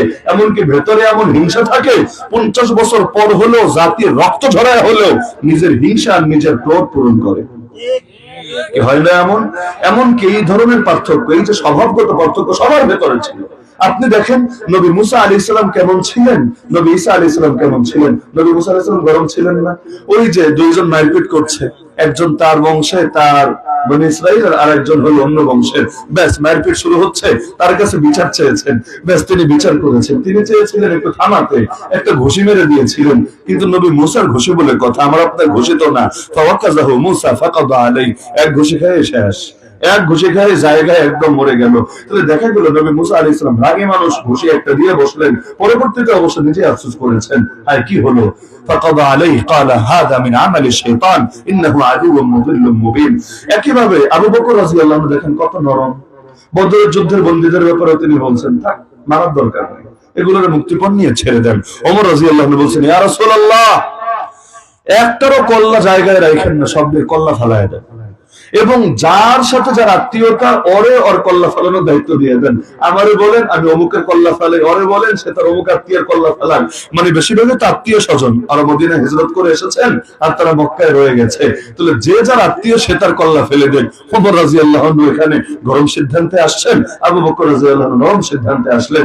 যদি আল্লাহর চাওয়াটা ওমর রাদিয়াল্লাহু আনহু চাওয়ার মতোই ছিল, আল্লাহ চাচ্ছিলেন যে এদেরকে মৃত্যুদণ্ডে দণ্ডিত করা হোক। কিন্তু পরবর্তীতে দেখা গেল যে আবু বকর রাদিয়াল্লাহু আনহুর ফয়সালা অনুসারে সিদ্ধান্ত দেওয়া হলো, তার মশওয়ারা অনুসারে, যে প্রেক্ষিতে আল্লাহ কোরআনে আয়াত নাযিল করে দিলেন যে না, এখানে মূলত উচিত ছিল ওমর রাদিয়াল্লাহু আনহুর মশওয়ারার আলোকে সিদ্ধান্ত নেওয়া। তো যাই হোক, এই স্বভাবগত ভিন্নতা আছে নাকি নাই? যেহেতু দেহকে বানিয়েছেন মাটি থেকে, এর খোরাকিও রেখেছেন মাটির ভেতরে। আমরা যা কিছু খাই, যেগুলো খেলে শরীর শক্তিশালী হয়, সবগুলোই দেখবেন কোনো না কোনো ভাবে মাটির সাথে সম্পর্কিত, তাই না? অপরদিকে রূহকে বানিয়েছেন কি দিয়ে? আপনাদের রূহ মাটি দিয়ে বানিয়েছেন? রড দিয়ে, সিমেন্ট দিয়ে, ইট দিয়ে, পাথর দিয়ে? না, রূহ আল্লাহ তাআলা এই জগতের কোন উপাদান দিয়ে বানানি না। এই নিম্ন জগৎ মানে এই যে জগতে আমরা আছি, এই জগতের কোন উপাদান দিয়ে আল্লাহ রূহ বানানি নাই, যার কারণে রুহের হাকিকত কি এটা আজও পর্যন্ত মানুষ বুঝতে সক্ষমই হয়নি। বিজ্ঞান এত উন্নত হয়েছে, কিন্তু রূহ আসলে জিনিসটা কি আজও পর্যন্ত কুল কিনারা করতে সক্ষম হয়নি। হবে কিভাবে? কোরআনে আছে সূরা বনী ইসরাঈল 15 নম্বর পারে, ওয়াসআলুনাকা আনির রূহ কুল আর-রূহু মিন আমরি রাব্বি। হে নবী, আপনাকে লোকেরা জিজ্ঞাসা করে রূহ সম্পর্কে, আপনি বলে দেন রূহ হলো আমার রবের বিশেষ আদেশ থেকে, আমার রবের বিশেষ আদেশ থেকে। আল্লাহ ক্লিয়ার করেন নাই রূহকে কোন উপাদান দিয়ে তৈরি করা হয়েছে, কারণ এটা আমাদের মাথায় ধরবে না। ওই জগৎ চিনি না তো, ওই জগতের কি দিয়ে বানানো হয়েছে বললেও আমরা বুঝতে সক্ষম হব না। আল্লাহ অস্পষ্ট রেখেছেন। তবে এটা নিশ্চিত, আমিও নিশ্চিত, আপনিও নিশ্চিত, সেটা হলো আল্লাহ রূহকে ঊর্ধ্ব জগতের কোন উপাদান দিয়ে তৈরি করেছেন। উপাদান যাই হোক, কিন্তু এই জগতের না। কোন জগতের? ঊর্ধ্ব জগৎ। ঊর্ধ্ব জগৎ বুঝেন তো? যেমন ফেরেশতাদের জগৎ আর আমাদের জগৎ এক নাকি? না। তো জগতে পার্থক্য আছে। এই জগতের কোন উপাদান দিয়ে আল্লাহ বানান নাই, ঊর্ধ্ব জগতের উপাদান দিয়ে বানিয়েছেন। দেহ যেহেতু বানিয়েছেন এই জগতের উপাদান দিয়ে, দেহের খোরাকিও রেখেছেন এই জগতের ভেতরে। রূহকে যেহেতু বানিয়েছেন ঊর্ধ্ব জগতের উপাদান দিয়ে, রূহের খোরাকিও রেখেছেন। বলবেন রূহের আবার খোরাকি কি? এখন তো আপনারা সচেতন মানুষ, বোঝেন। ওই দুনিয়াতে যেমন ধরেন ডাক্তাররাও কি বলে যে খালি শারীরিক স্বাস্থ্যের যত্ন নিলেই হয় না, মানসিক স্বাস্থ্যের যত্ন নিতে হয়, তাই না? যদি এমন হয় আপনার বিবি বাচ্চা যারা আছে, বিবি বাচ্চার শারীরিক স্বাস্থ্যের যত্ন নিলেন, তাদের খাওয়া দাওয়া সবকিছু আপনি সব ব্যবস্থা করলেন, মানসিক স্বাস্থ্যের যত্ন নিলেন না, সংসারে জীবনও সুখ পাবেন না, বরং ঝামেলা হবে, ছাড়াছাড়ি হতে পারে। এই যে আয়নাঘর দেখেছেন না আপনারা, ছবিতে অন্তত দেখেছেন না, যদিও আসে 700 থেকে 800, দেখেছেন হলো মাত্র 3টা ছবি আপনারা। এই আয়নাঘর থেকে যারা এসেছে কাশিমপুর কারাগারে, আমরা আলহামদুলিল্লাহ 2 চোখ দিয়ে কয়েক ডজন মানুষকে দেখেছি। এদের মধ্যে 3 রকম বৈশিষ্ট্য ছিল, আমি নিজে দেখেছি। এক ধরনের মানুষ ছিল যারা পুরো পাগল হয়ে গেছে, পাগল। ওই পাবনায় যেমন পাগলা গারদ আছে, কাশিমপুর কারাগারেও আলাদা অংশে পাগলদেরকে রাখার জন্য আলাদা গারদ আছে, যদিও চিকিৎসার ব্যবস্থা নেই, গারদ আছে। ওদেরকে একসাথে নিয়ে আটকে রাখে, বেশিরভাগ সময় ঘুমের ট্যাবলেট খাইয়ে ঘুম পাড়িয়ে রাখে, চিকিৎসা নাই, এবং অনেক সময় স্বীকারও করে না যারা পাগল হয়ে আছে। তাহলে থাকতে থাকতে যে কয়দিন পর্যন্ত মানুষ, আপনিও তো আপনার ঘরে আপনার রুমেই যদি আপনারা তালা মেরে রাখা হয়, যদি রুম এসিও করা থাকে, কয়দিন থাকতে পারবেন বলেন? অস্থির লাগবে, অস্থির। এই যে বিদেশে যারা থাকে, এরা যে টাকা পয়সা কম আছে এমন না, মোবাইল খারাপ চালায় এমন না, বিদ্যুৎ যায় খুব বেশি এমন না, রাস্তাঘাট ভাঙা এমন না, দুনিয়ার লাইনে বহুত ভালো আছে। তবুও বিদেশে যারা থাকে, প্রবাসে যারা থাকে, সবাই কষ্ট অনুভব করে। কেন? কারণ সব থাকলে কি হবে, আপনজন তো নাই কাছে, আপনজন দূরে। তো ঈদ আসে আপনার জীবনে, তার জীবনে কিন্তু ঈদ আসে না। ঈদের দিনও চোখ থেকে পানি ঝরে। কেন? আপনজন থেকে দূরে থাকার যে কি বেদনা, কি যন্ত্রণা, যে থাকে নাই সে কখনো বুঝতে পারবে না। যাদের মা আছে বুঝবে না মা কি জিনিস, যাদের মা নাই তারাই বোঝে, তারাই জানে মা কি জিনিস, কি রত্ন ছিল মা। মা হারিয়ে আসলে কি হারিয়ে ফেলেছে। আপনজনে আপনার ঘরে আপনাকে আটকে রাখলেই তো আপনার দম বন্ধ হয়ে আসবে। সেখানে তাদেরকে এভাবে বছরের পর বছর আটকে রাখা হচ্ছে, আর কোনো কিছু নিয়ে ব্যস্ত থাকারও তো সুযোগ নাই। যে না মোবাইল টিপবে, কম্পিউটার চালাবে, ফেসবুকে সময় দিবে, ইউটিউব, কিছুই তো নাই। এমনকি দিন না রাত তাই তো বোঝে না, বছর কি আছে না গেছে, মাস কোনটা চলছে এগুলোই তো জানে না। এই যে এভাবে থাকতে থাকতে এক পর্যায়ে আর স্বাভাবিক থাকে না, পাগল হয়ে যায়। দ্বিতীয় শ্রেণী পেয়েছি, পাগল হয় নাই, তবে আনমনা হয়ে গেছে। আনমনা মানে কি? কারোর সাথে কথা বলে না, জিজ্ঞাসা করলো কেমন জানি, মানে কেমন করে তাকায়, কথার জবাবও দেয় না। আর এক এক দিকে তাকালে তাকিয়েই থাকে। ধরেন আকাশের দিকে তাকিয়ে আছে তো আছে, কি যে দেখে, কি যে ভাবে, কেউ বলতে পারে না। তো পাগল না হলে পাগলের কাছাকাছি। আর 3 নম্বর এক শ্রেণী পেয়েছি যারা স্বাভাবিক, 2 বছর 3 বছর 6 মাস 3 মাস এরকম বহু মেয়াদে এক একজন আয়না ঘরে ছিল, স্বাভাবিক কথাবার্তায় পরিবর্তন আসে নাই। কেন? কারণ এই যে ধকলটা সবাই একরকম নিতে পারে নাই। কারণ মানসিকতা অনেক মজবুত, মানসিক স্বাস্থ্য অনেক ভালো, তারা সহজে এটা নিতে পেরেছে।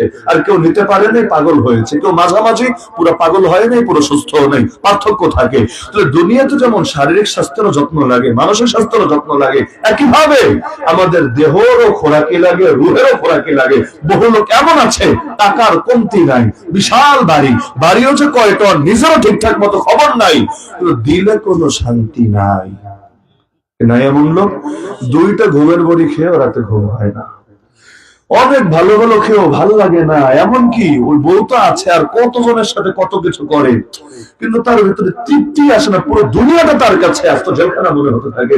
অপরদিকে এমন কতজন আছে, আপনার কোনগুলোই আছে, যারা হয়তো ভাঙা ঘরে থাকে, ভাঙা খাটে ঘুমায়, কিন্তু আল্লাহ দিলের মধ্যে সুখ দিয়েছে, সুখ ওই কষ্টের ভেতরে দিলের মধ্যে মজায় আছে, খেয়ে পড়ে আল্লাহ শুকরিয়া আদায় করে বাঁচছে। এমনকি বাংলাদেশের অধিকাংশ আলেমের তো এই ক্যাটাগরি, আলেমদের পয়সা কত আছে বলে, তাহলে কত দেন মাসে আপনারা, মানে যারা মসজিদের খেদমতে, মাদ্রাসার খেদমতে, একে তো কত, তার মধ্যে বাকি কয় মাসের ওইটা বলেন, কত আলাপ পরে বাকি কয় মাসের ওই আলাপ আগে রাখেন। আপনাকে তো ভাই দুনিয়ার হালত এমন, আমাকেও যদি আপনার বাসায় দাওয়াত দেন একবেলা খাওয়ানোর জন্য 5,000 থেকে 15,000 টাকার বাজেট কিন্তু করা লাগে। কেন? এই জামানায় এর নিচে মেহমানদারি কেউ করতে পারে না। জামাই যদি বাড়িতে আসে তো 30-40 হাজার টাকাও লেগে যায়, লাগে না এক বেলার মেহমানদারিতে। সেখানে এখনো বাংলাদেশের অনেক হুজুরের মাসিক বেতন 5,000, 6,000, 3,000 এমনও আছে, এখনো পর্যন্ত আছে। তার সংসার চলে কিভাবে? যেভাবেই চলুক, দেখবেন এত কিছুর পরও মুখে নুরানি হাসি লেগে আছে। আলহামদুলিল্লাহ আলহামদুলিল্লাহ বলে জীবনটা কাটায় দিচ্ছে। আল্লাহ যেভাবে রেখেছে, আল্লাহর উপর নারাজ না, এতেই খুশি আছে। এমনকি নিজের বাচ্চারাও দৈরা আবার হুজুরি বানাচ্ছে। কি বুঝলেন? আল্লাহর উপর নারাজ না, আল্লাহর উপর খুশি। তার মানে কি? দুনিয়াতে কষ্টে আছে, দেহ কষ্টে আছে, কিন্তু রূহে আল্লাহ আলাদা সুখ দিয়ে দিয়েছেন। কারাগারে যারা জেল খেটে এসেছে, দেহ সবারই কষ্টে থেকেছে, কিন্তু রূহ আল্লাহ তাআলা রুহানি ভাবে মজা দিয়েছেন, এজন্যই থাকতে পেরেছে, লম্বা টাইম ইবাদত করতে পেরেছে। এমনকি খানকার কি ইবাদত হয়, আমরা খানকাও দেখেছি, আমরা কারাগারও দেখেছি। খানকার কি ইবাদত হয়, যে সময় আলেমদেরকে গণগ্রেফতারের পর বন্দী করা হয়েছে, আমি নিজে সাক্ষী, খানকার চাইতে বেশি ইবাদতের কাছে কারাগারে হয়েছে। তাহলে দেখা যাচ্ছে রুহের খোরাক লাগে নাকি লাগে না? তাহলে দেহের খোরাক তো খাবার দিয়ে দিলাম, বুঝলাম, মাটি থেকে উৎপাদিত খাবার থেকে দিলাম, রুহের খোরাক দেব কি দিয়ে? ওই যে রমজান চিনাতে গিয়ে এত লম্বা করে বোঝাতে হলো আমাকে, রুহের খোরাক আছে ঊর্ধ্ব জগতে, কিন্তু আমাদের তো সম্ভব না মেরাজে গিয়ে খোরাকি আনা, আমাদের তো সম্ভব না ঊর্ধ্ব জগতের সঙ্গে ডাটা কেবল দিয়ে কানেকশন দেওয়া। কিন্তু আমার আল্লাহ কত দয়াশীল, কত মায়াশীল, রহমান আল্লাহ, রাহিম আল্লাহ, কত সহজ করে দিলেন। রাহমাতুল লিল আলামিন নবী কত সুন্দর ভাবে বোঝায় গেলেন। সেটা কি? বান্দা যখন ইবাদতে রত হবে, সেই ইবাদত যেটাই হোক, নামাজ হোক, তেলাওয়াত হোক, জিকির হোক, যাই হোক, বান্দা যখন ইবাদতে রত হবে, তার রূহের কানেকশন হবে ঊর্ধ্ব জগতে, এবং প্রত্যেক মুহূর্তে রূহের খোরাক মিলবে, খাদ্য মিলবে, খাবার মিলবে। আর যত কানেকশন যত বাড়বে, রূহ তত শক্তিশালী হতে থাকবে। যেমন কোরআনে আল্লাহ জানিয়েছেন, ইন্নাস সালাতা তানহা আনিল ফাহশাই ওয়াল মুনকার, নামাজ মানুষকে অশ্লীল কাজ আর পাপ কাজ থেকে বিরত রাখে। কেন? নামাজ পড়লে দেহের শক্তি বাড়ে তা না, কিন্তু রূহের শক্তি বাড়ে। রূহ যখন শক্তিশালী হয়, বান্দারে পাপ থেকে ফিরিয়ে রাখে। রোজার দিনে মানুষের জীবনটা একটু ভালো কাটে। কেন? কারণ এই যে লম্বা টাইম রোজা রাখছে, এত লম্বা অন্য আমল করা যায় না। নামাজ কতক্ষণ পড়া যায়, জিকির কতক্ষণ করা যায়, তেলাওয়াত কতক্ষণ করা যায়, কিন্তু রোজা ওই সুবে সাদেক নিয়ে সূর্যাস্ত পর্যন্ত পুরোটাই নিত। ঘুমায় থাকলেও রোজা রানিং, বাথরুমে থাকলেও রোজা রানিং, যে হালতে থাকেন রোজা তো রানিং। এবং রোজা রানিং মানে রূহের কানেকশন চলছে জগতের সাথে, রূহের খাবার মিলছে, আরো খাবার, আরো খাবার, আরো খাবার, খেতে খেতে রূহ বিশাল শক্তিশালী হচ্ছে। এজন্য রোজা রমজানের দিনে দেহ হয় দুর্বল, রূহ হয় সবল, মানুষের জিন্দেগিতে আলাদা পরিবর্তন চলে আসে। তাহলে রূহ কি দিয়ে বানিয়েছেন আল্লাহ ভালো জানেন, কিন্তু রূহের খোরাক কি আল্লাহ ঊর্ধ্ব জগতে রেখেছেন। আর ঊর্ধ্ব জগতের সঙ্গে কানেকশন করতে হয় ইবাদতের মাধ্যমে। কানেকশন সবসময় তার লাগায় করা লাগে না। ওয়াইফাই কানেকশন করতে তার লাগে, মোবাইলে যে ওয়াইফাই এর সাথে কানেক্টেড করে ফেললেন, কোন তার লেগেছে? ব্লুটুথ কানেকশন তার লেগেছে? লাগে নাই। ইবাদতে দাঁড়াতে দেরি। যেমন বান্দা যখন সিজদায় লুটিয়ে পড়ে, হাদিসে আছে আল্লাহ সবচাইতে নিকটে চলে যায়। আকরাবু মা ইয়াকুনুল আবদু মির রাব্বিহি ওয়া হুয়া সাজিদ। বান্দা যখন আল্লাহকে ডাকে, ডাকতে দেরি হয়, আল্লাহ তার সঙ্গী হতে দেরি হয় না। এই যে আল্লাহর সঙ্গ পায়, আল্লাহর সোহবত পায়, আল্লাহর সঙ্গ পেয়ে ঈমানী ভাবে এতটা শক্তিশালী হয় যে তার ঈমান দেখতে যেমনই হোক তার শরীর, কিন্তু তার ঈমান দুনিয়ার মধ্যে এত পাওয়ারফুল ঈমান হয়ে যায়, কখন এখানে বসে 1000 মাইল দূরের জিনিস দেখে ফেলে, কখনো দুনিয়াতে বসে জান্নাত দেখে ফেলে। কি অদ্ভুত ব্যাপার! দেখেন, নবী নামাজে দাঁড়িয়েছেন, ইমামতি করছেন, হঠাৎ করে এভাবে সামনে হাত দাঁড়িয়ে কি যেন ধরতে চাইলেন। সবাই অবাক। কাহিনী একদম পেছনে সাহাবীরা তো টের পান নাই, কিন্তু প্রথম দিকে সাহাবীরা তো টের পেয়েছেন। কাহিনী কি? এভাবে কি ধরতে চাচ্ছেন আল্লাহ রাসূল? অবাক। পরবর্তীতে নবীকে জিজ্ঞাসা করা হলো, নবী বললেন, আমি যখন নামাজে দাঁড়িয়েছি, আমার চোখের সামনে জান্নাত তুলে ধরা হয়েছিল। আমার দিল চাচ্ছিল আমি এক থোকা ফল ছিঁড়ে রাখি তোমাদের জন্য, তোমরা দেখলা খাইলা, জান্নাতের ফল, এটা দেখার মজাই তো আলাদা, সবাই একটু আলাদা স্বস্তি পেল, আনন্দ পেল। কিন্তু পরবর্তীতে মনে হলো এটা তো দুনিয়া, এটা জান্নাত না, জান্নাতেরটা জান্নাতে গিয়ে দেখবো, জান্নাতে গিয়ে খাবো ইনশাআল্লাহ, এজন্য আর রাখলাম না। মজার বিষয়, তিনি নামাজে দাঁড়ালে তার সামনে জান্নাত ভেসে ওঠে, আর আপনি নামাজে দাঁড়ালে আপনার সামনে মিস জান্নাত বেগম ভেসে ওঠে। কি পার্থক্য নাই? আসল পার্থক্য দিলে, আসল পার্থক্য দিলে। কিভাবে? হাসান বসরি রহমাতুল্লাহ নাম শুনেছেন? তাকে সে একজন বলল, হুজুর আমার একটা সমস্যা হয়। আচ্ছা, কি সমস্যা? নামাজে আল্লাহু আকবার বলার আগ পর্যন্ত দিলটা স্থির থাকে, একদম স্থির, মানে কোনো অস্থির নাই, এদিক সেদিক যায় না। আবার আসসালামু আলাইকুম রাহমাতুল্লাহ বলার পর দিলটা পুরো স্থির, কোনো নড়াচড়া করে না।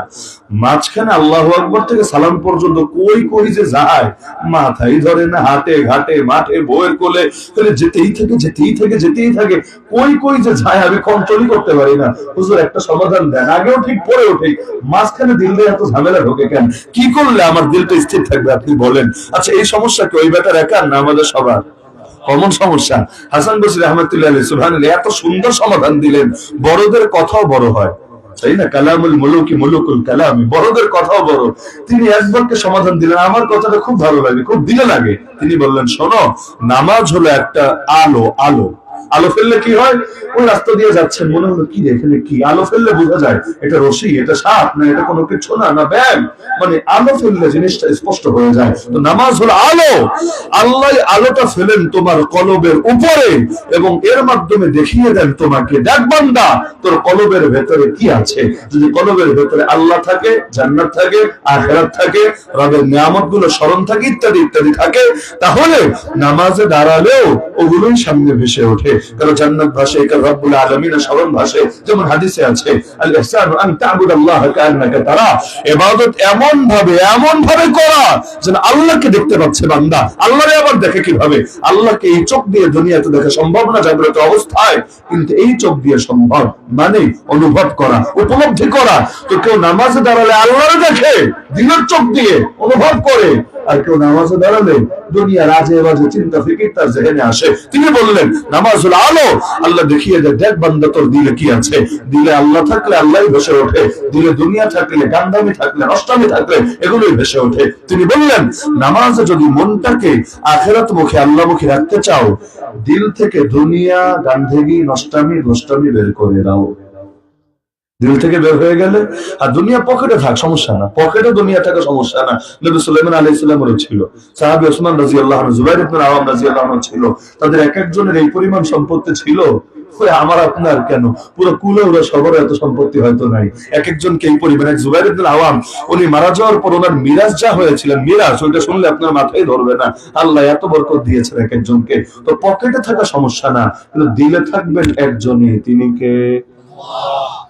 দুনিয়াতে যদি এমন হয় যে আপনার বউরে তো দিলে আছে, পাশাপাশি অন্য কেউ আছে, সংসারে খুব সুখ থাকে, তাই না? নাকি ভুল বোঝাবুঝি বাড়ে? আর মহিলাদের কি জানি এক যোগ্যতা আছে, বুঝে ফেলে। যতই লুকোচুরি করেন, আপনার চাহনি, আপনার চলা, আপনার ফেরা, সবকিছু থেকে বুঝে ফেলবে। মেসেঞ্জারে পাসওয়ার্ড দেন বা না দেন, হোয়াটসঅ্যাপ চেক করার সুযোগ দেন বা না দেন, কিভাবে যেন সন্দেহ করে ফেলবে, ডাল মে কুছ কালা হ্যায়। আর এটা স্বাভাবিক, আর মানুষ নিজেরা কন্ট্রোল করতে পারে না, তখন কথাবার্তা, আচরণ, উচ্চারণ, খাওয়া দাওয়া সবকিছুর মধ্যে একটু এদিক সেদিক হয়। ওই বাপমা বুঝে কেমনে ছেলেটা বিয়ে পাগল হয়েছে, মানে বিয়ে করা দরকার ওর তাড়াতাড়ি, না হলে ওর মাথা খারাপ হয়ে যাচ্ছে, টের পায় কিভাবে? মানুষ যা ভাবে, যা করে, এগুলো তার আচার আচরণে প্রকাশিত হতে থাকে। তাহলে দিলের মধ্যে যদি আল্লাহ থাকে, আখিরাত থাকে, নামাজে এটাই আসবে। আর দিলের মধ্যে যদি ওই হাবিজাবি থাকে, নামাজে দাঁড়ালো এটাই আসবে। কেন? এটা তো আলো, নামাজ তো আলো। ওই টাইনা টাইনা কতক্ষণ ফিরে রাখবে, বেশিক্ষণ রাখা যায় না, কিন্তু আলোটা পরে আল্লাহ দেখিয়ে দেয়, দেখ বান্দা দিলে কি আছে। এবং তার সমাধান গুলো বড় আজীব। আর এক লোক গিয়ে বললো, হুজুর তাহাজ্জুদ পড়তে চাই, ডেইলি পারি না একদিনও। কাহিনী কি? তিনি বললেন দিনের বেলা আল্লাহকে নারাজ করা ছেড়ে দাও, রাতের বেলা আল্লাহ তোমাকে তার সামনে দাঁড় করিয়ে দিবেন। দেখেন না, আমরা ভাবি নামাজ পড়ি না, অথচ ভাবা দরকার ছিল কি জানেন? আল্লাহ আমার মতো পোড়া কপালকে তার সামনে দাঁড়ানোর তৌফিক দিচ্ছেন না। পড়ি না আবার কি জিনিস, পড়ার তৌফিক পেলে আবার পড়ে না কিভাবে? ওমর বের হয়েছিল নবীর কল্লা কাটতে, তৌফিক জুটে গিয়েছিল কপালে, কল্লা তো কাটেই নাই, নিজের কল্লা দিয়ে দেওয়ার জন্য রেডি হয়ে গেছে। এখানে পার্থক্য। আপনি ভাবছেন নামাজ পড়ছেন না, কিন্তু আসলে আল্লাহ আপনাকে তৌফিক দিচ্ছেন না। আল্লাহ তৌফিক দিলে না পড়ে কেউ পারে না। তাহলে মূলত তো আল্লাহর কাছে সাহায্য চাওয়া দরকার। লা হাওলা ওয়ালা কুওয়াতা ইল্লা বিল্লাহ। আমার শাইখ মুর্শিদ ছোটবেলায় নসিহত করেছিলেন, শোনো, অনেক সময় এমন হয় গুনাহ ছাড়তে চাচ্ছ কোনো একটা গুনাহ কিন্তু পারছো না, অনেকের হয় না এমন সমস্যা। তিনি বললেন প্রত্যেক ফরজ নামাজের পরে 7 বার অর্থের দিকে খেয়াল রেখে এবার কথা বলবা, লা হাওলা ওয়ালা কুওয়াতা ইল্লা বিল্লাহ। অর্থ কি? লা হাওলা মানে কোনো গুনাহ ছাড়ার কোনো ক্ষমতা নাই, ওয়ালা কুওয়াতা মানে কোনো নেক আমল করার কোনো শক্তি নাই, ইল্লা বিল্লাহ মানে একমাত্র আমার আল্লাহর তৌফিক ছাড়া। আল্লাহর তৌফিক ছাড়া কোনো গুনাহ ছাড়তে পারি না, আল্লাহর তৌফিক ছাড়া কোনো নেক আমলও করতে পারি না। ইয়ানি লা হাওলা আনিল মাসিয়া ওয়ালা কুওয়াতা আলা তাআ সাবিতাতুন বিআউনি আহাদিন ইল্লা বিআউনিল্লাহ। এটাই তো বিস্তারিত রূপ। তাহলে এই যে আল্লাহর কাছে সাহায্য চাওয়া, বললেন 7 বার অর্থের দিকে খেয়াল রেখে পড়বা ফরজ নামাজের পরে। আলহামদুলিল্লাহ আমরা সাক্ষী, আমাদের জীবনে অভিজ্ঞতা আছে যে আসলে এই কাজটা করলে যে কোনো বড় থেকে বড় গুনাহ ছাড়াটাও যায় সহজ হয়ে। পরবর্তীতে দেখলাম যে পরামর্শ শুধু হযরতেরই না, করাচির হযরত হাকিম আখতার রাহমাতুল্লাহ আলাইহি তিনি লিখে গিয়েছেন তার কিতাবে। পরে গিয়ে একটা হাদিসে পেয়ে গেলাম যে হাদিসের মধ্যেই এই জাতীয় পরামর্শ আছে, যদি সনদ আমার তাহকিক করার সুযোগ হয় নাই, কিন্তু দেখলাম সেই হাদিসের মধ্যে আছে যে ফরজ নামাজের পরে আল্লাহর কাছে লা হাওলা ওয়ালা কুওয়াতা ইল্লা বিল্লাহ বলে সাহায্য চাইলে কঠিন থেকে কঠিন গুনাহ ছাড়ানো সহজ হয়। তো বলছি সব কথার মূল কথা এবং আজকে শেষ বার্তা, সেটা হলো রমজান আসছে, রমজান আসছে, রূহের খোরাকি জোগাতে হবেই হবে। দেহ দুর্বল হবে হোক, রোজা রমজানে কষ্ট হয়, সবার হয়, স্বাভাবিক ব্যাপার। যেহেতু সারা বছর রোজা রেখে অভ্যস্ত না, হঠাৎ করে 1 মাস রাখলে যে কারো কষ্ট হয়। শুরুর দিকে বেশি হয়, লাস্টের দিকে কম হয়, তাই না? শুরুতে একটু অভ্যস্ত হতে অনেকে তো বলে খায়াও ফেলায় শুরুতে। আল্লাহ তাআলা ওকে সহজ করে দিয়েছে, বলে খাইলে আলহামদুলিল্লাহ সমস্যা হয় না। আর অনিচ্ছায় খাইলে আবার সমস্যা হয়। অনিচ্ছা মানে কি? যেমন ধরেন উযু করতে গিয়েছিলেন, কুলি করতে গিয়ে পানি চলে গেছে, রোজার কথা ভুলে গিয়েছেন, আপনি রোজাদার ভুলে গিয়েছেন তা না, সব মনে আছে, তো অনিচ্ছায় ঢুকে গেছে, তাহলে আবার রোজা শেষ। কিন্তু আল্লাহর কি কুদরত, আপনি রোজাদার এইটাই ভুলে গেছেন, আর পুরো কাচ্চি বিরিয়ানি আরো যা আছে একদম সব খায়া দেয়, পেট ফুলায়া ঢেকুর উঠাতে উঠাতে মনে এসেছে আরে আমি তো রোজাদার, মাশাআল্লাহ সমস্যা নেই, রোজাও হয়েছে, খাওয়া হয়েছে। এটা আবার ইচ্ছাকৃত করার সুযোগ নেই, এটা যদি আল্লাহর পক্ষ থেকে নসিবে থাকে তাহলে জুটবে। আর নিয়ম হলো, বুজুর্গরা পরামর্শ দেন, যদি কোনো মুরব্বীরা খেতে দেখো এভাবে দিনে দুপুরে খাচ্ছে রোজার কথা ভুলে গিয়ে, এমনি রোজা ভাঙে না, রোজার কথা ভুলে গিয়ে খাচ্ছে, ওই খাওয়ার মধ্যে ডিস্টার্ব করো না, খান। মুরব্বী মানুষ, অসুস্থ মানুষ খান, খাওয়ার পরে বলো যে আপনি রোজাদার। আর যদি আমার মতো কাউরে দেখেন খাচ্ছে, তাহলে ওর ওই খাওয়ার মধ্যে সতর্ক করেন। তবে এমন টাইমে আবার কইরেন না যে খাবারটা গলা বরাবর আছে, এখন আপনি না করলে না পারছি ঢুকাতে, না পারছি বের করতে, পরে গলায় আটকে মরে গেলাম, এমনটা না। বরঞ্চ কইলেছি নতুনটা দেওয়ার আগে তুই না রোজা, এটা করার সুযোগ আছে। এই যে রোজা রমজান আসছে, দেহ দুর্বল হবে হোক, কিন্তু রূহকে সবল বানাতে হবেই হবে, তাকওয়া হাসিল করতে হবেই হবে, বাকি 11 মাসের জন্য চার্জ নিতে হবেই হবে, আর সর্বোপরি আল্লাহর সাথে বন্ধুত্ব করতে হবেই হবে। আল্লাহ হবেন আমার বন্ধু, আমি হব আল্লাহর বন্ধু, দুই দিক থেকে বন্ধুত্ব লাগবে। কারণ বিয়ে শাদী করতে গেলে দুনিয়াতে কি হয়, যদি বলে 50% সম্পন্ন, মানে কি আমি তো রেডি, আমি তো রাজি, ও তো জানেও না, ওই ফ্যামিলিতে আলাপ হয় নাই, এই বিয়ের কোনো দাম নেই রে ভাই। দুনিয়াতে কত ভণ্ড আছে, কত ভণ্ড, ও আল্লাহরে নিজের বন্ধু মনে করে, কিন্তু জীবনে আল্লাহর বিধান অনুসারে কিছু করে না, কিছু মানে না, তা আল্লাহ ওরে দেখতেই পারে না, ওর উপরে গজব আছে, আল্লাহ নারাজ হয়ে আছে। তাহলে এরকম বন্ধুত্ব দিয়ে কি হবে? বন্ধুত্ব হবে দ্বিপাক্ষিক, আমিও আল্লাহর বন্ধু, আল্লাহ আমার বন্ধু। পারবেন তো ইনশাআল্লাহ? পারবেন তো ইনশাআল্লাহ? তো এখন থেকে নিয়াত করেন কিভাবে রমজান কাটাবেন, প্রয়োজনে শিডিউল করে ফেলেন। কারণ এলোমেলো কাজ করলে বরকত কম হয়। আপনি একটা তারতিব করেন যে রোজা রমজানের দিন কিভাবে কাটাবো, কিভাবে বেশি থেকে বেশি ফায়দা নিতে পারবো। যেমন ধরেন আপনি যদি লাইলাতুল কদর পেতে চান না, আপনারা চান না, ইতিকাফ যদি কেউ করে আর লাইলাতুল কদর মিস হওয়ার কোনো সুযোগই নাই। কেন? এই যে ইতিকাফ যে করবে, কয়েকটা জিনিস তার হবেই হবে। এক নম্বরে সে এশা নামাজ পড়লো জামাতে, ফজরও জামাতে, পুরো রাত কিন্তু ইবাদতের সব অটুট হয়ে গেছে। দ্বিতীয়ত মসজিদে থাকছে, আল্লাহর ঘরে এতেকাফে থাকার এত সওয়াব, একদিন থাকলেই আল্লাহ জাহান্নামে এত দূরে পাঠায় দেয়, একদিনের পরিমাণ দূরত্বে আল্লাহ রাখলেই বিশাল ব্যাপার। তাহলে দেখা যাচ্ছে ওই রাত্রে যে থাকছে পুরো টাইম কিন্তু তারা ইবাদত লেখা হচ্ছে। সারি খাচ্ছে মসজিদে, এই নেক আমলটাও তো তার অটো হয়ে যাচ্ছে। যদি অতিরিক্ত জিকির আজকার তাসবিহ তাহলিল নাও করে, তবুও তার পুরো লাইলাতুল কদর ইবাদতে কেটে গেছে, পুরো লাইলাতুল কদর ইবাদতে কেটে গেছে। যেমন ওযু করে মসজিদে গেলেন, নামাজ শুরু হয় নাই, আপনি বসে আছেন নামাজের অপেক্ষায়। হাদিসে কি আছে জানেন? ইন্তেজারে সালাত, নামাজের জন্য অপেক্ষায় থাকাও নামাজের সমতুল্য। নামাজ পড়লে যেমন সওয়াব পেতেন, এই যে 10 মিনিট আগে গেলেন মসজিদে, জুম্মার দিন যান আপনারা, 1 ঘন্টা আগে চলে যান, এই যে গেলেন না, নামাজ যদি নাও পড়েন, ওযুর সাথে বসে থাকেন, আল্লাহ আপনার আমলনামায় নামাজের সওয়াব লিখতে থাকবেন। তো ইতিকাফে থাকবেন মানে সওয়াব আর সওয়াব। লাইলাতুল কদর মিস হওয়ার কোনো চান্সই নাই, পাবেন। কিন্তু ইতিকাফ তো বাংলাদেশে করতে চায় না, টাকা দিয়ে বসাতে হয়, আজীব ব্যাপার। অথচ টাকা দিয়ে বসালে এর দ্বারা হক আদায় হবে না। যে বসেছে তারও না, যারা বসিয়েছে এলাকাবাসী তারও না। কোন এলাকায় যদি এমন হয় ওই একটা লোক বা দুইটা লোক বসেছে কিন্তু পেট ভাষক, মানে টাকা দিয়ে বসছে, মাগনা বসে নেই, ওরা সবাই পাপী, হক আদায় হবে না। অন্তত একজন হলেও সেরেফ আল্লাহর জন্য, কোন স্বার্থ হবে না, বসতে হবে। হ্যাঁ, চুক্তি মুক্তি ছাড়া মানুষ যদি তার মেহমানদারি করে, ওই সৌদিতে গিয়েও যদি আপনারা ইতিকাফে বসেন আল্লাহর ঘরে, মসজিদে হারামে অথবা মসজিদে নববীতে, আলহামদুলিল্লাহ খরচ লাগে না, ওই মেহমানদারির ব্যবস্থা আছে। তো এরকম যদি লোকে করে সমস্যা নাই, কিন্তু বসেন পোষায় দিব 2000 5000 চুক্তি, 10,000 চুক্তি, না। এটা যে করবে ওরও সমস্যা, যার করবে তারও সমস্যা, আর এলাকাবাসী সবার সমস্যা। অন্তত একটা লোক হলে বসতে হবে আল্লাহর জন্য। কিন্তু বাংলাদেশে বহুত মহল্লা আছে, একজন মানুষও এভাবে আল্লাহর জন্য বসে না। কারণ শেষ 10 দিন তো মার্কেটিং এর দিন, শপিং এর দিন, দোকানদারির দিন, ধান্দাবাজির দিন। আল্লাহর ঘরে বসলে তো বিরাট লস হবে, বিরাট লস। আল্লাহ হেফাজত করুন। শেষ করি একটা কথা বলে, আল্লাহর ব্যাপারে আমরা কত গাফিল দেখেন। দুনিয়াতে মোবাইলে কল আসলে পারতপক্ষে কল কিন্তু লোকে মিস করে না, তাই না? অনেকে দেখবেন ফুল সাউন্ডে, ফুল ভলিউমে রিংটোন দিয়ে রাখে।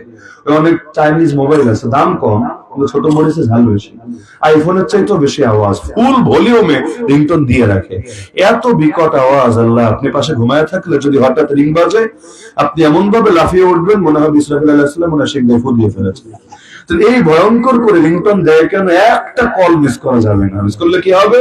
খাসিরাত দুনিয়া ওয়াল আখিরা, और দুনিয়া আখিরাত সব তেজপাতা হয়ে যাবে, সব বরবাদ হয়ে যাবে। বা কি কদর কলের!